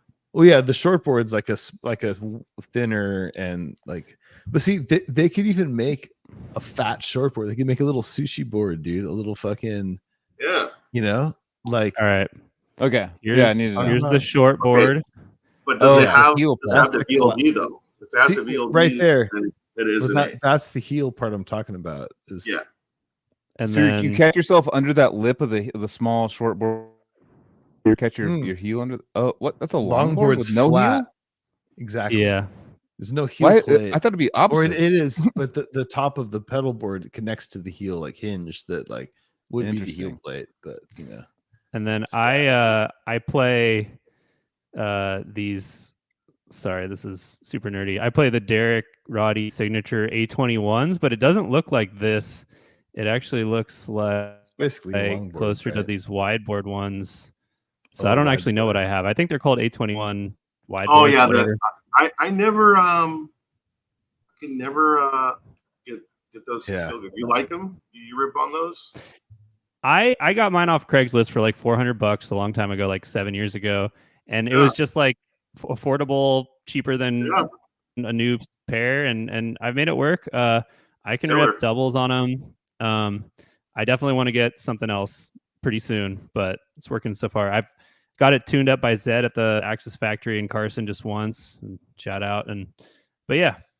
That's This is probably the nerdiest drum talk we've ever had on the pod, which is Yeah, I saying do. something I do 'cause with we've guitar had- players all the time, so it's fine. We're just You guys getting are- started, dude. Yeah. Oh, dude, this is not nerdy at all. Did you ever meet I've really held back. I've really held back. Did you guys ever meet Daryl? Like isn't that the dude that like the Axis guy or whatever? I don't know. I went there like in 2007 and took like a I studio was grabbing tour. his pedals. They start grabbing his piss. Oh, okay. He's either grabbing his piss or his pedals. I'm not sure. All right, but in the chat. what do you Either think? way, Piss it's or totally pedals? cool. Yeah. What's your guess? That's cool. I thought that when you said longboard, I thought that there'd be like more of a heel spot, but shortboard has the heel. But it's the board Sean length. Longboard. Yeah, it's the Yeah. board length, and then like It's the rest the of the board space width, is going to be the- the heel. it's the board length and width is bigger on a longboard. It's a bigger plate, and they just like got rid of the heel plate, and then the bottom of the longboard attaches to like that little hinge at the bottom that the heel plate would attach to. All right, Sam's got a question though. There we go. Meinl or pasty? Ready, go. Well, dude, obviously. Oh man. On the spot. Who do you want to be You endorsed? know, I don't by? know. I don't know if I'm going to get in trouble if I answer that honestly, Okay. which is actually an asshole answer. Sorry. No, you don't. You don't have to answer it. Taco If Bell you're or in- Del Taco? Okay, no. Okay, now we're talking. What was the other question? Yeah, exactly. He said Taco Bell or the taco. I've actually owned both Meinl and Pisces. They're both great. I've owned both. They're both fantastic. They're both great. Yeah. Yeah, how do you guys tell like I mean, there's so many different like preferences and symbols and all, like how do you like one just feels, but is there one that feels better to like, I'm not a drummer, by the way, so No, it's not about out of the way. Well, maybe It's like, I don't know. That's actually a good thought. is it like, does it feel smoother to hit or something and it makes you, but like the sound of the other one might be better, or like, you know, that's a little things like that. It's all sound, dude. I have a pretty nerdy answer to that, though. Yeah, let's hear Dave's answer. Let's hear it. It depends, because depends on what style of music you're playing, what kind of sticks you're playing. And that's pretty much it. You're not going to play Rudes in a church. You know, you have to bash those to get them to fully open up. That's why, you know, they usually play smaller, like fusion size, like softer, flappier cymbals or whatever. It just depends on what you're doing, and I don't know. I play Sabino and I love them, and I have to play bigger sizes though because they're thinner. So in order for them to really project, I have to hit bigger cymbals because you want them to cut. So when I played Paiste and I played Rudes, I didn't have to play as big of a cymbal. It'd be like a 16 and a 17 because it's a thicker cymbal, so you have to really slice it the right way for it to open and project. Otherwise, it wouldn't, and it would sound almost like a ping because it's a thicker cymbal. But it's like so there you go. It's I answered nothing, but it gave you more questions. You're What like, about In-N-Out Burger, dude? No. Yeah. Studio. Fucking jazz drummers will bury ride cymbals in their backyard. Okay, there's jazz drummers that will bury their ride cymbal in their backyard for years, so it would sound a certain way. So, you know, Wow. it depends on what kind of what drummer you ask. Did you know about that case? No, I did not know. Dude. That's level shit. You know, every day, dude, the more you learn, I just learn shit every day. I don't, you know, whether it work or imagine not, like you what's going on. Forget that you buried a cymbal back there. And that's completely insane. So you just like, I mean, what Tane like buries their clothes, you know. Dude, come on. But oh, yeah, man. it's Ooh, there's gotta be crazy. like I mean, if they could show me when people do stuff like that, with whether it's guitar or whether it's drums or anything, I just want to see like the A and B. I just want to see, all right, what change did that make? You know, I'm very logical, so I want to see like, all right, is that just for you, or is that like a thing that actually changed the tonality of the cymbal? You know what I mean? I'm like, I need to see that, because with guitar, it's funny when I watch these guitar. Yeah, well, those guitars, they're like this 1960s fucking or 1956 Strat, this 1975 Les Paul, and they play like a bunch of different riffs on them. I'm like, yeah, they sound a little different, but like to someone that's not in your realm of like tonality, like no one knows what's going on. But at the same time, it does like make the nerdery fun. Like I love. I want to. We had a 19 at that Sacramento. I still talk about this all the time. That Sacramento Guitar Center. We had a 1956 Strat. And it was like $48,000, and it was sitting behind. I know it was sitting behind glass, and before the store would open, obviously I just fucking cracked that thing open, just like jam on it, and I was like, "This thing sucks, dude." That's awesome. There's no piece of gear that's fucking worth that, dude. Yeah. There exactly. isn't. I don't care if God pissed on it. Like I don't. Yeah, like, no one can tell. No one can tell the difference if I were to play the entry level Strat versus this Strat. But they're like, no, dude, this Strat has a certain twang that you can't get with other. And I'm just like, well, if you were to do A B, like blindfolded, let's see if they could really. I really don't think it comes down to the player, in my opinion. Yeah, 100%. It's the player. That's what it is. Yeah, you know why that Stratocaster, that fucking Strat, right? It's like should be like $1,000 or $1,500 is worth $40,000 is because of the person that played it. Yeah, So the person that played it, that made it, sure, there is going to be maybe some things that like they changed, or like, oh, they don't use this wood anymore. Like on this wood was special because it was pulled from the bottom of this lake and it was petrified, and it made the tone vibrate that much more. And it's like, that's cool. You know what I'm talking about? Like, yeah, nerdy shit. No, 100%. But that kind of shit to me, dude, live, I'm not going to hear the difference. On record, I'm not going to hear the difference. Yeah. 100%. That's just for the individual. I mean, I've seen fucking DW kids sound like shit on stage with the wrong drummer and the wrong engineer, or a fucking 5-piece export with, you know, well tuned, you know, with a guy that knows who's doing behind the knobs. And the drummer sound killer. So 100%. But drummers also like to reinvent the wheel. So, you know, that's why I like more Guitar Gear shit, because you guys keep progressing. You know? Yeah. It's so much more money to be spent. I got a quick little thought. So I think it's interesting being, as a drummer, like schooled in a sense by like an engineer. So like with Zach, I always get schooled by Zach because he's just, you know, he doesn't hold back, and you know, and I love it. Oh yeah, and no, it's just that he tells you what's up, and he's really smart. And so it's kind of funny, like when I did this project with Joel, that was a couple years ago. We did this like rock band kind of like progressive kind of project with Zach, and it was really fun. And basically, like, I borrowed cymbals from like your friend, and like it was kind of like, oh yeah, we got these really good cymbals, or like whatever, Zildjian, this and that. Like, you can use them for the recording. Cool. Borrowed this kit from, like, I flew up and just kind of borrowed like equipment for it.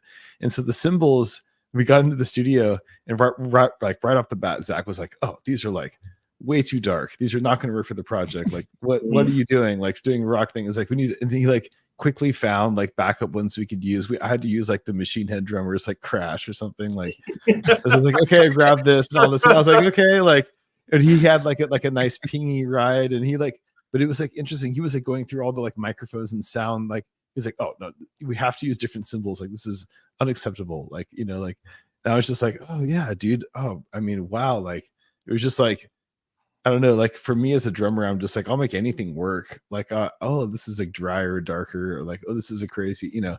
So like any cymbal's gonna be good, like if it's like not broken or like whatever, not like a piece of shit. But any like major brand cymbal is gonna be pretty good, right? But we've been conditioned to kind of have to do that also, you know, where we're not used to working at a studio where we have just a few grand of cymbals laying around, you know, to experiment. But that's what's cool about that, you know, that they have that ear from, they like, have that ear, exactly, you know, from hearing, and they're like, hey man, this shit sounds good to me. They're like,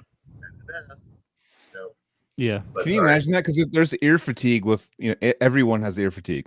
So it's like listening to like something too much, and someone that just does that for a fucking living, like, you don't know if it's ear fatigue or like they could be wrong, you know, because their ear fatigue is like generations of ear fatigue. Like, well, you know, that's a good point. But also, you know, you go to that engineer because the sound of their ears and what they like. So when we record with Otero, it's always been the same: clear Emperor top, clear Ambassador bottom, which is my favorite.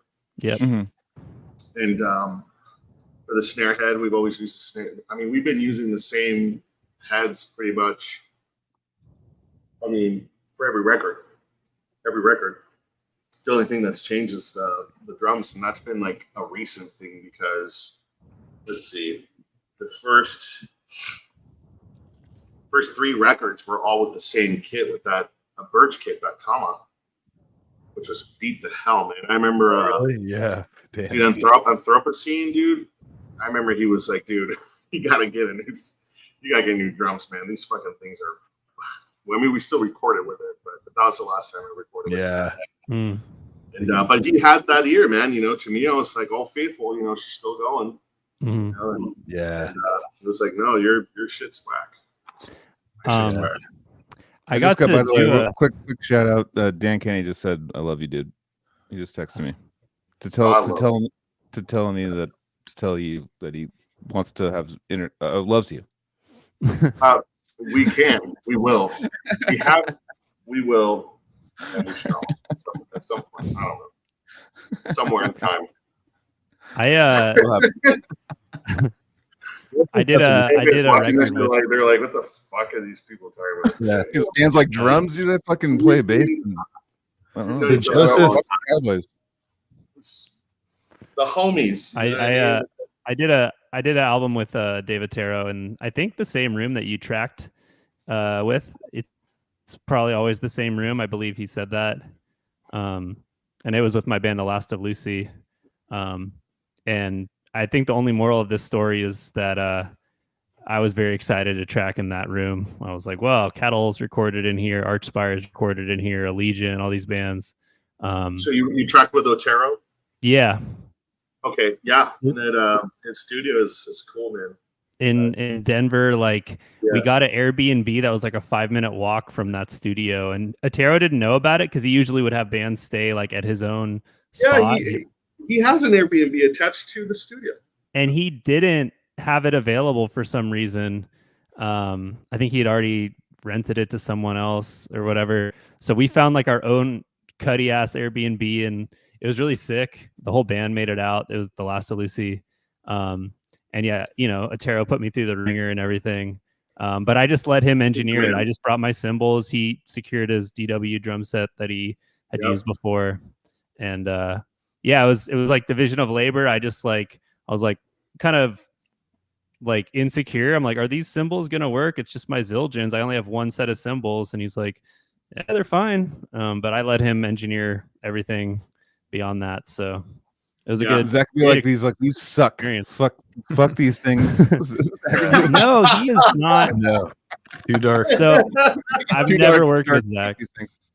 No, you got to know Zach though going into Zach. But yeah, Dave Otero's one of the top dudes now. That's yeah. He was just so cool, and we just hit it off as I don't know. I felt like we became friends. It was easy rapport. He knew what to get out of me, and it was just really cool. Just Smart, it's what we paid for. It's what we wanted. It's what we got. So yeah, that's awesome. That sounds like Otero. Well, how mm-hmm. many people were in your band? We are a 4-piece. We had all 4 of us out there, but it was just me tracking drums because everything else was done pre-pro. So it was he literally just tracked the drums week 1 and then mixed the album week 2, but we had already flown home by then. Well, it's probably good then that he didn't rent his Airbnb because he has the smallest couch known to man in there. It's fits one of me. Okay? It's supposed to fit 2 Would you call it a love seat? I don't know, but It's in between. every time so every time we record, we go to Goodwill and we buy another couch for $10, $20, and a fucking a lazy boy or something because there's nowhere to sit. Dude. Yeah, he's like, oh, everybody records here. I never complain. It's bro. buy another couch. They're also not here for 2 to 3 months at a time. But anyway, so Yeah. it's funny because he gets all bummed out. We'll show up with fucking furniture. And we'll just throw the furniture in there, dude, and he gets so and we make sure not to scratch anything. And sometimes it's good finds though, dude. It's good finds. Yeah. I'm like, Otero, you sure you don't want to keep this leather lazy boy, dude? Leather lazy boy that works fine. I paid $50 for it. You want me to dump this thing? Dude, we've dumped we've done so much furniture over the years, man. Because that's awesome. Every time's the same. Oh yeah. Oh, we're going to record. All right, so we got to fucking move the fridge. We already know how to bring in the couch perfectly, and every time it's a different set of furniture, so it's kind of different. Awesome. That's so fun. That's also fun for a band. You show up to the recording studio. It's all right, let's set up the hit up Goodwill first, like to get things started. No, it's but kind of like that's for the Airbnb where you're crashing. The control room is still. Gotcha. The control room still fits like 2 of me. Okay. So we're not going to get into that. That's his realm, and that'll never happen. With getting more furniture in there. I would love for that day to come, because I've developed back issues from sitting on that couch. Dude. Fuck. No, when I met him, I actually Jeff from Jeff from Hugo, the 6 feet under guy. I don't want to say 6 feet under. He's one of the best bass players in San Francisco, but played in Ominous. He's in the 6 feet under bass player. He's like one of the most Brain Drill. He was the Brain Drill bass player. But so he basically was like, I'll get you into NAMM, dude. I was like, I just texted random people. I was like, I just want to go to NAMM and check it out. This was like 2019. And I got in with Dark Glass or whatever. And I went in and I was just partying with Gabe Sieber and actually hung out with Luke for a second there. But I helped Mike Keene from Faceless find his new guitar endorsement. But I was walking around and I looked and I saw Jeff and I saw Dave, and one of my good friends, Greg from Allegiant, has this Facebook group started like the back of Dave Vittero's head. It's like this yeah, it's like just in the back of his head always. Yeah, and that's I'd never great. seen his face, dude. I'd never seen his face up until that point. Classic. And I just see No I see Jeff just like hanging out, like he's all, hey Joel, what's up? Come over. And I come over and there's this and Dave's head's just his back of his head's just facing me. and then I he turns recognize around. that back ahead. I honestly didn't know what his face looked like. I didn't know. And I was like, you have to be Dave Vittero. And he's like, fuck yeah, nice to meet you. Well, I'm like, because I follow my buddy Greg's back of it. I know your back of your head, dude, like really well. Like, I knew that was you dying, behind dude. you.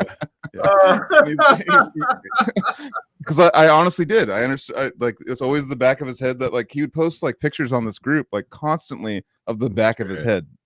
And I was like, I know that.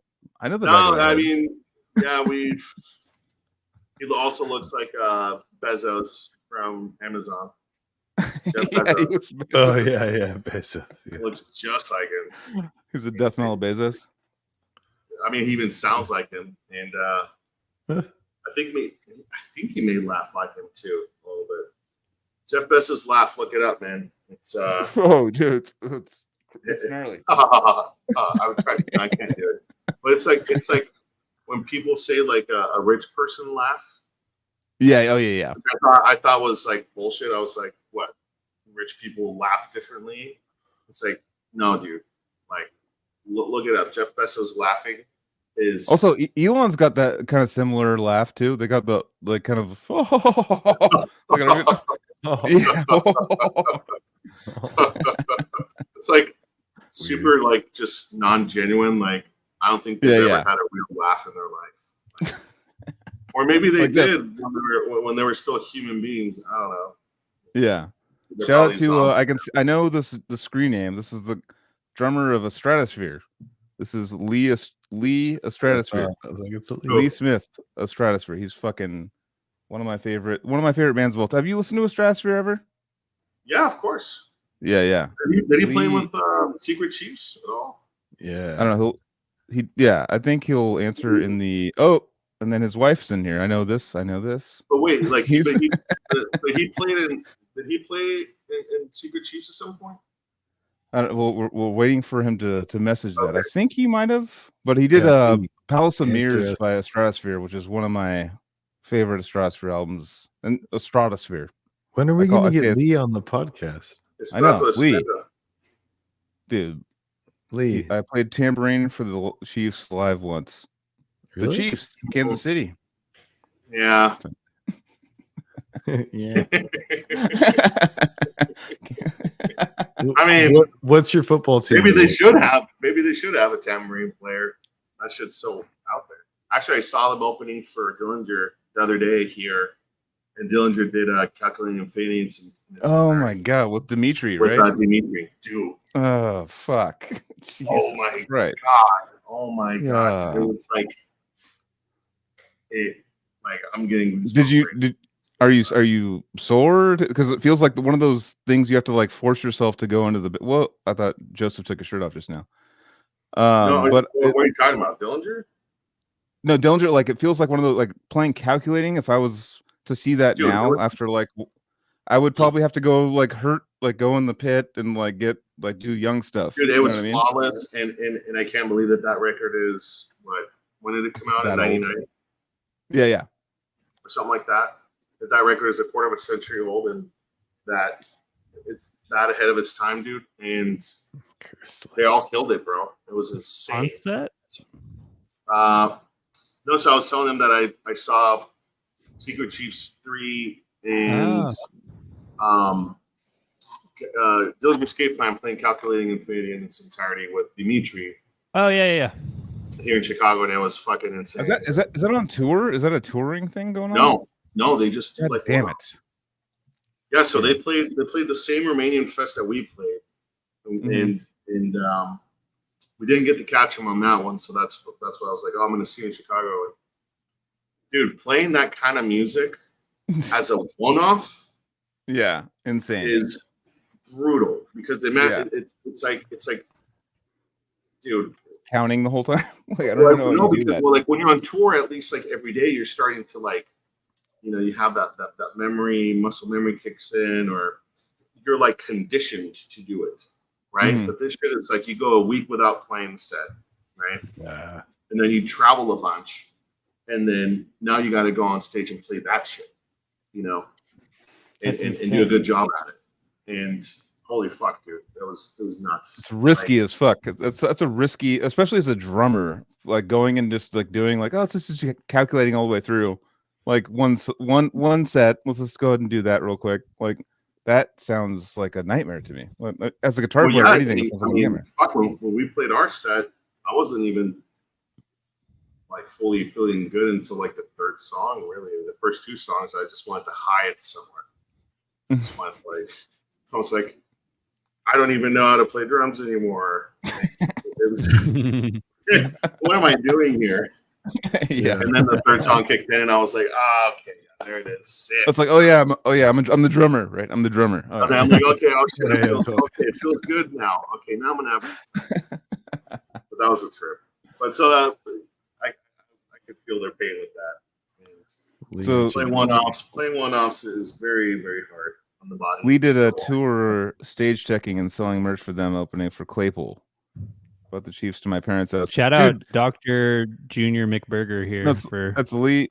Dude, Lee literally brought like a tray from Mr. Bungle, just like walking into my house once. Just like, oh, it's Trey coming in. I was like, what the fuck is going? Like, we're just like hammered kids. And like Trey walks in. I'm just like, Jesus Christ. No, he was like, you've heard me. That's my favorite fucking Strasbourg album. It's Palace of Mirrors. But that was very cool. And as far as Dimitri and all stuff back in the fold with Ben and everything, that's awesome, dude.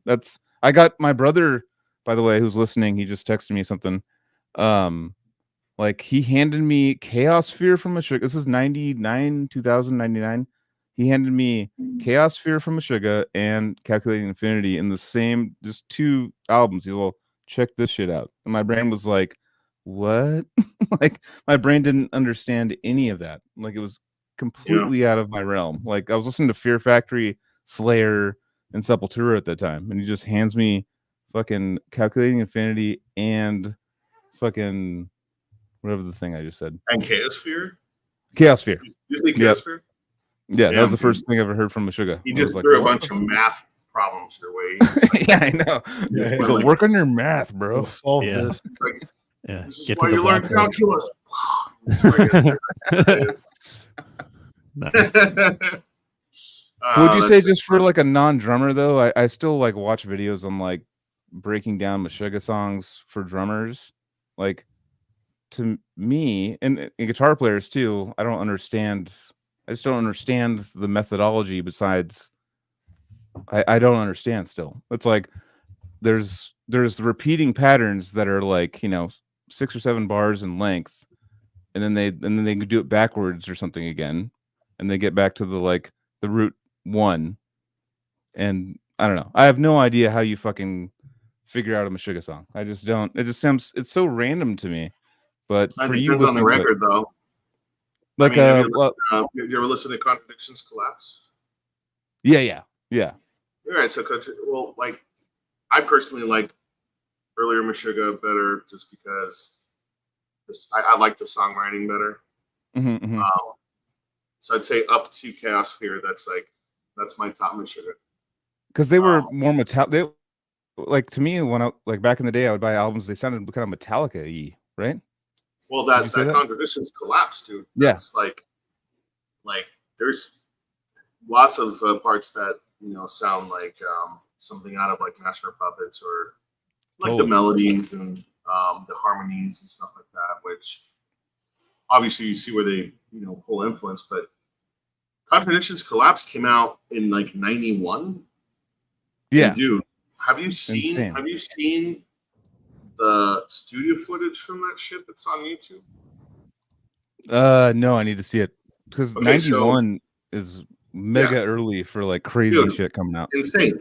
Okay, but check this out. So Meshuggah put out this LP box set or whatever. Like I want to say like 9 years ago or 8 years ago, whatever.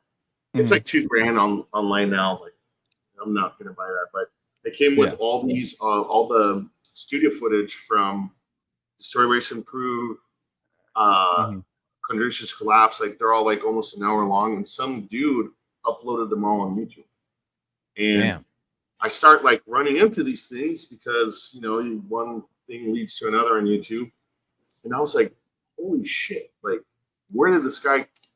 I start thinking like this dude like knows them or something,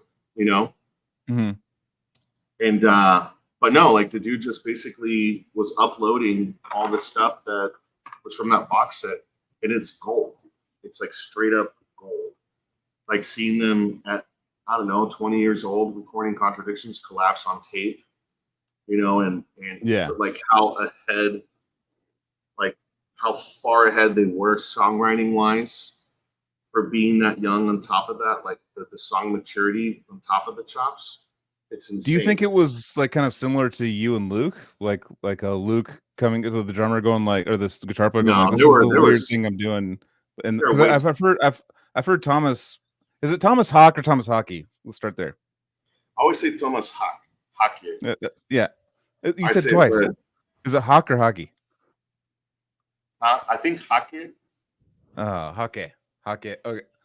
Hawk sounds so much sicker for me to say because I don't know how to deal with the stuff. But as far as like, I remember hearing him be like interviewed and him going like, I don't know what the fuck I'm doing with the guitars, but I just kind of like followed the guitars and and then I wrote on top of that. It was like what he was saying, and I don't know. I have no idea like how the fuck you just come up with those, like, because there's 2 or 3 rhythms going on at once sometimes, and he's like gnarly, and all those guys are jazz fusion. They're all fusion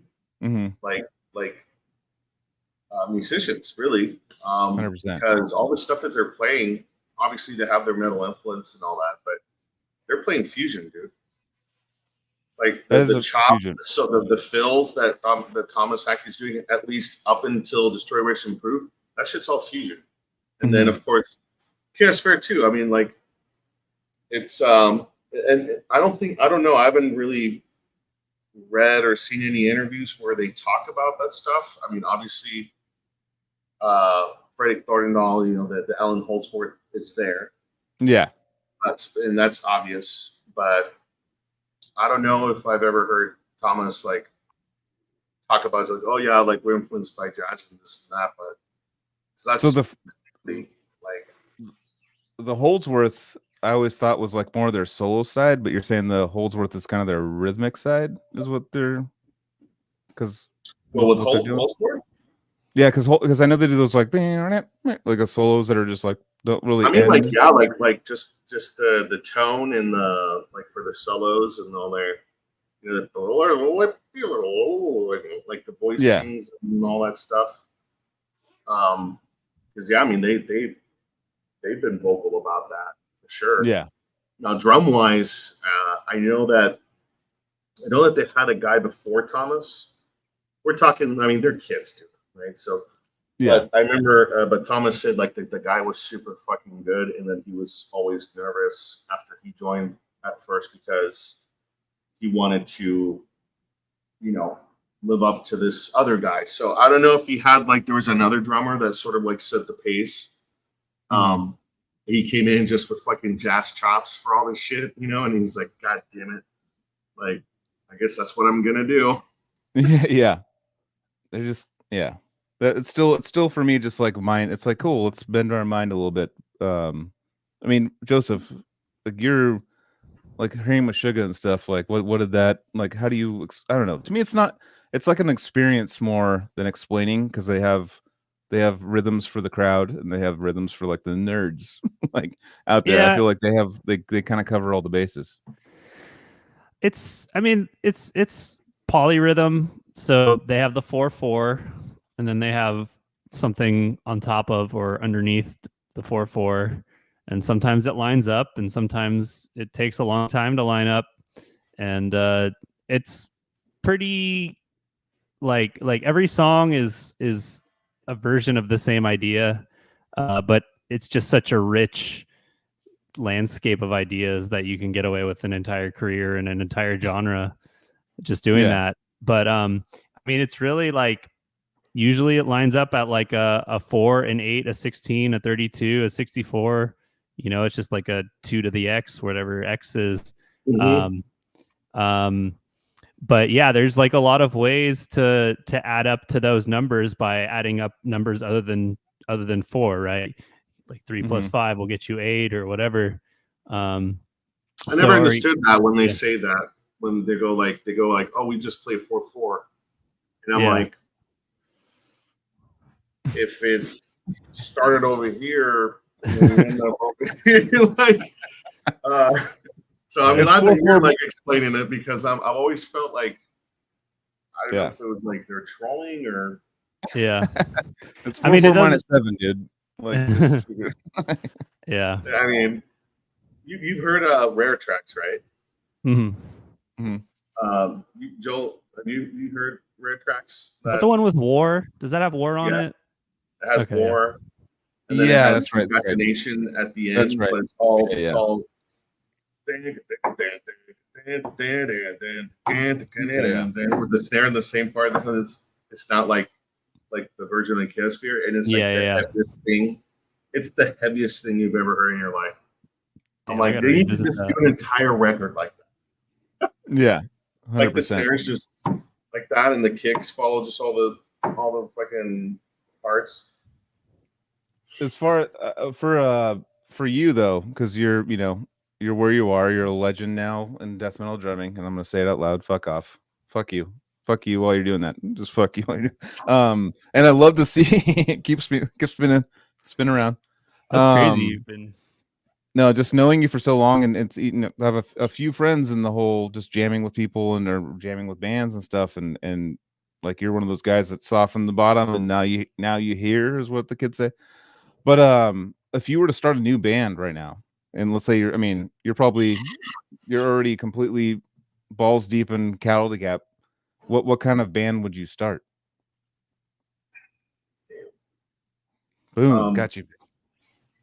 No, it's because I really do want to play other. I would, if it was up to me, I'd have like 5 projects. Yeah. I want to do. I do something heavy still, but just maybe like way more. Not like, I hate to think, oh, atmospheric. It's going to be all ambient. No, but like heavy, super heavy, groovy, tasty. With if we want to do a little fusion solo, cool, let's do that on there. I would just say, I guess like a progressive project. It would have to be something that captures my favorite things from the genres that I play. That's what I would do. Because in the prog metal world, are you listening? What are you listening to? Well, okay, so I've been listening to, and it's like prog. It's called Frost. They're listening to Frost. Mm-mm. So it's Frost with an asterisk, like a little asterisk or whatever you call it. Mm-hmm. They have a record called Million Town. Came out in like 06.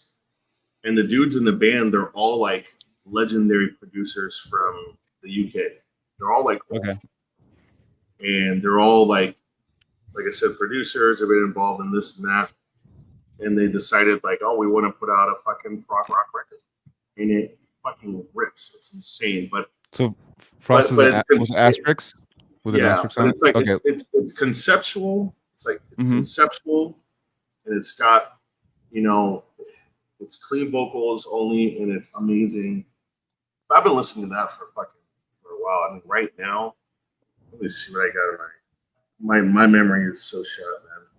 I'm super stoked to check that out, though. I'm like, as a 40-year-old, I keep joking about that, but I just turned 40 a little while ago. So, Prague is just like what I listen to now. It's like I listen to that. If I want to zone out, do you ever get into sort of like a atmospheric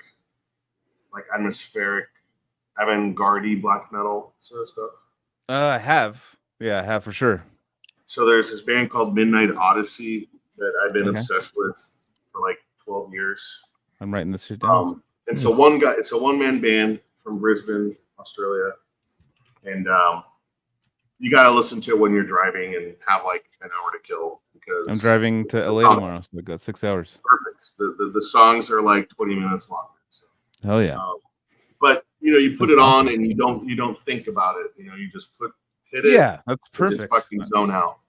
And I like, for me, like when I'm working, sometimes I'm like, let me put on some music, and I put on some like abstract, like technical prog, and my brain just latches onto the technical prog rather than like working on my shit. What are you doing? Exactly. Not I get pissed. Not gonna work. Yeah, I have to churn it off all hastefully. Like, you got to put on like ambient shit, like in the Yeah. background, like ambient electronic shit, or like Yeah. classical or something, 100%. or even jazz. Like it depends, but like just Jazz too. background. Mm-hmm. But it has to be that sort of like, I hate that it's called background. I know, You know what I but But you put it on and it's perfect. And it's background jazz. And you're like, why is it Or whatever, called dude. It's fucking front round jazz, dude. Fuck you. I want to start making background death metal. Background death metal. Oh, yeah. I guess just dude, That's like the new- drony work, stuff, dude? ambient. No, I mean bands that do like drony lo-fi? It would have to ambient, be like low power. Yeah, just like. but like bands that do like It's just like lower driving volume. shit with synths and stuff. Oh my god, dude! You might be on a $1 million idea, by the way. For Elevator like, metal. when we all get old, we're gonna have to like do stuff and like listen to like background death metal. Like that's what we're gonna need. Like we don't want like get fully engulfed in like the full death metal. We just need to like put our focus somewhere else. I mean, and listen to Background death metal. I love like Opeth and like Gojira and stuff like that, but that could almost be like That would be background death metal. that dude. could be Yeah, that works. even though it's like really good. It's just think that got would this be- atmospheric element to it, like So that band basically, esoteric and shit. Any that's like esoteric. any like Scandinavian sort of like festival. Like I guess that would be like your background. Yeah, because they've had the fucking they've been crushing us with the background or with the atmospheric or black metal. Like we haven't even proved that we can do background death metal. Just like when you're working, like, because it's like, there's a lot of the Scandinavian, whatever country it's from, the atmospheric black metal has kind of a similar vibe. It's not like you don't have to focus on it.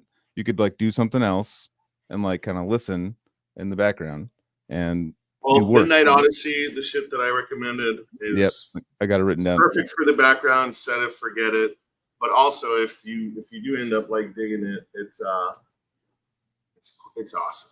I listen to it in the sauna at the gym, and I'm just like in my trance, and then somebody will poke at me, and they're like, "Hey, what does the tattoo mean?" And then I gotta like take my headphones off. You know what I mean? Like, it means nothing. Okay? Absolutely nothing. It means the nothingness within our universe, and that we Dude, it's a black It's hole. my favorite. Like you see me like just like in another dimension, right? I'm like, I'm not here, and fucking gonna poke you real hard. Ugh. Anyway, you know what I'm talking about, dude. I know. So yeah, a fully tattooed person's like, dude, tell me who tatted you, or what's that tat about? You're like, God damn it, dude. Excuse me, did that hurt? I'm like, you're hurting me right now. Anyway, I do have to skedaddle, boys. Yeah, I want to close out with real quick. So I feel like you've been into soccer for a long time, correct? I feel like. Is it because of the Chilean thing, dude? No, it's because of the Adidas on your goddamn right fucking arm, dude. Yo. No, I enjoy watching soccer games with my family. I enjoy the sport, but I haven't played it or follow it for years. So I couldn't tell you that I'm a soccer person, even though I do enjoy it and have been around it my whole life. But Colombia is really good at. I'm just kidding. You did it again. I'm just kidding. No, I'm kidding. No, so my wife's, she plays a bunch of soccer. She's a semi-pro soccer for a long time, sick. and I hated soccer going She's into Colombian. she's half black, half Irish. But like going into the whole, like, I used to talk all this shit on soccer, and then we hit it off really hard. She's like, just come to a game. Yeah. And like I'm watching all these fucking soccer games now, and I'm way into it. And I my whole life was like, oh, let's go watch paint dry, let's go watch soccer. Was like talking all this shit. And I remember for some reason I put you and soccer and metal together. I don't know why that's there. They do go together. They do go together, especially like South America as a whole. Yeah, metal, soccer. Yeah, they're one in the whole, man.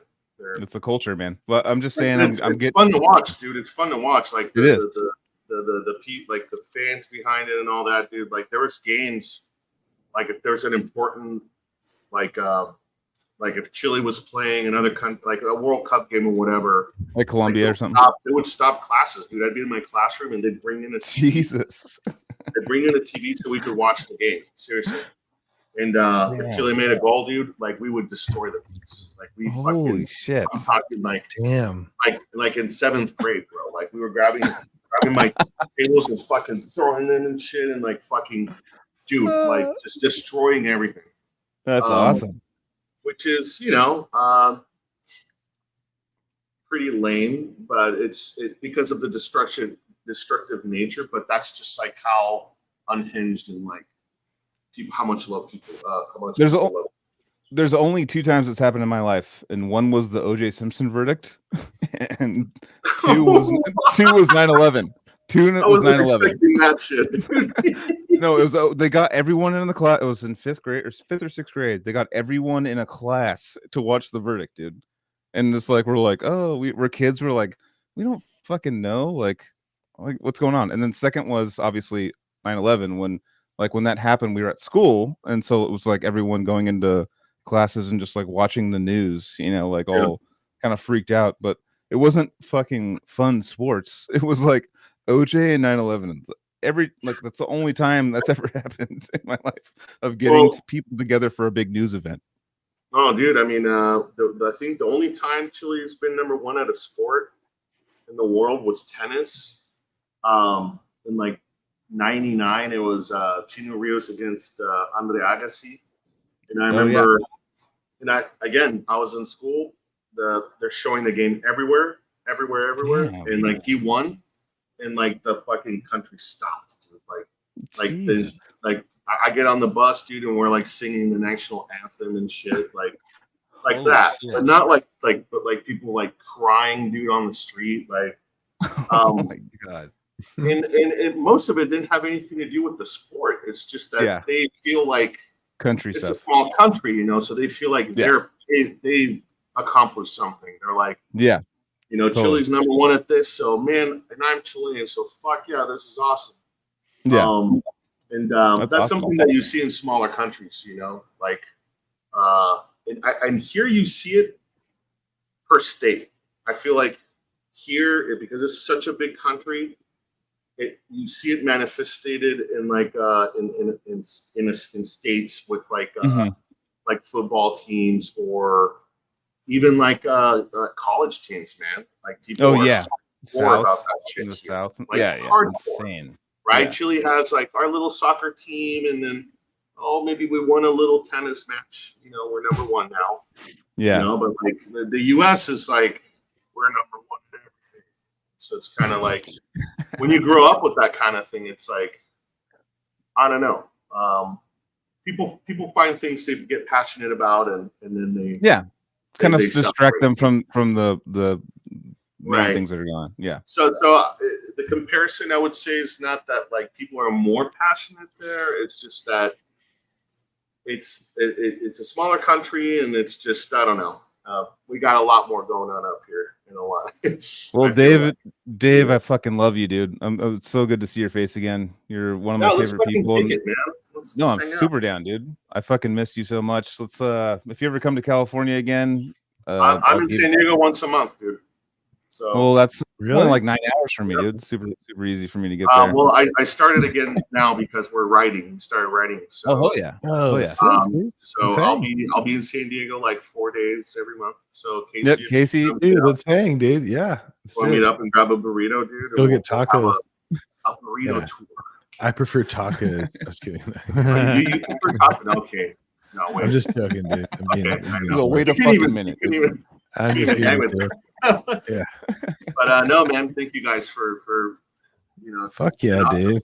I'm so stoked to So- see you, everything that's become of your career, and like seeing videos of you like all over fucking. I'll just randomly get a video of David just crushing drums now. And I'm just like, God damn, insane. No, I mean for me, like being the prog nerd, watching you shred, it's fucking awesome, dude. I'm so appreciate stoked to it, have man. you on again. Yeah, hell yeah. I'm glad that we've Fuck been yeah. able to stay friends this whole time.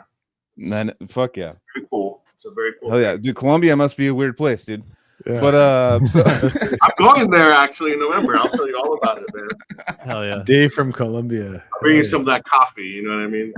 yeah, Yeah. let's get some Yeah. Battle Forge up in there. That, All right, that love you, roasted- buddy. Fuck it. You're the man, dude. Love you, buddy. Fuck yeah. Bye.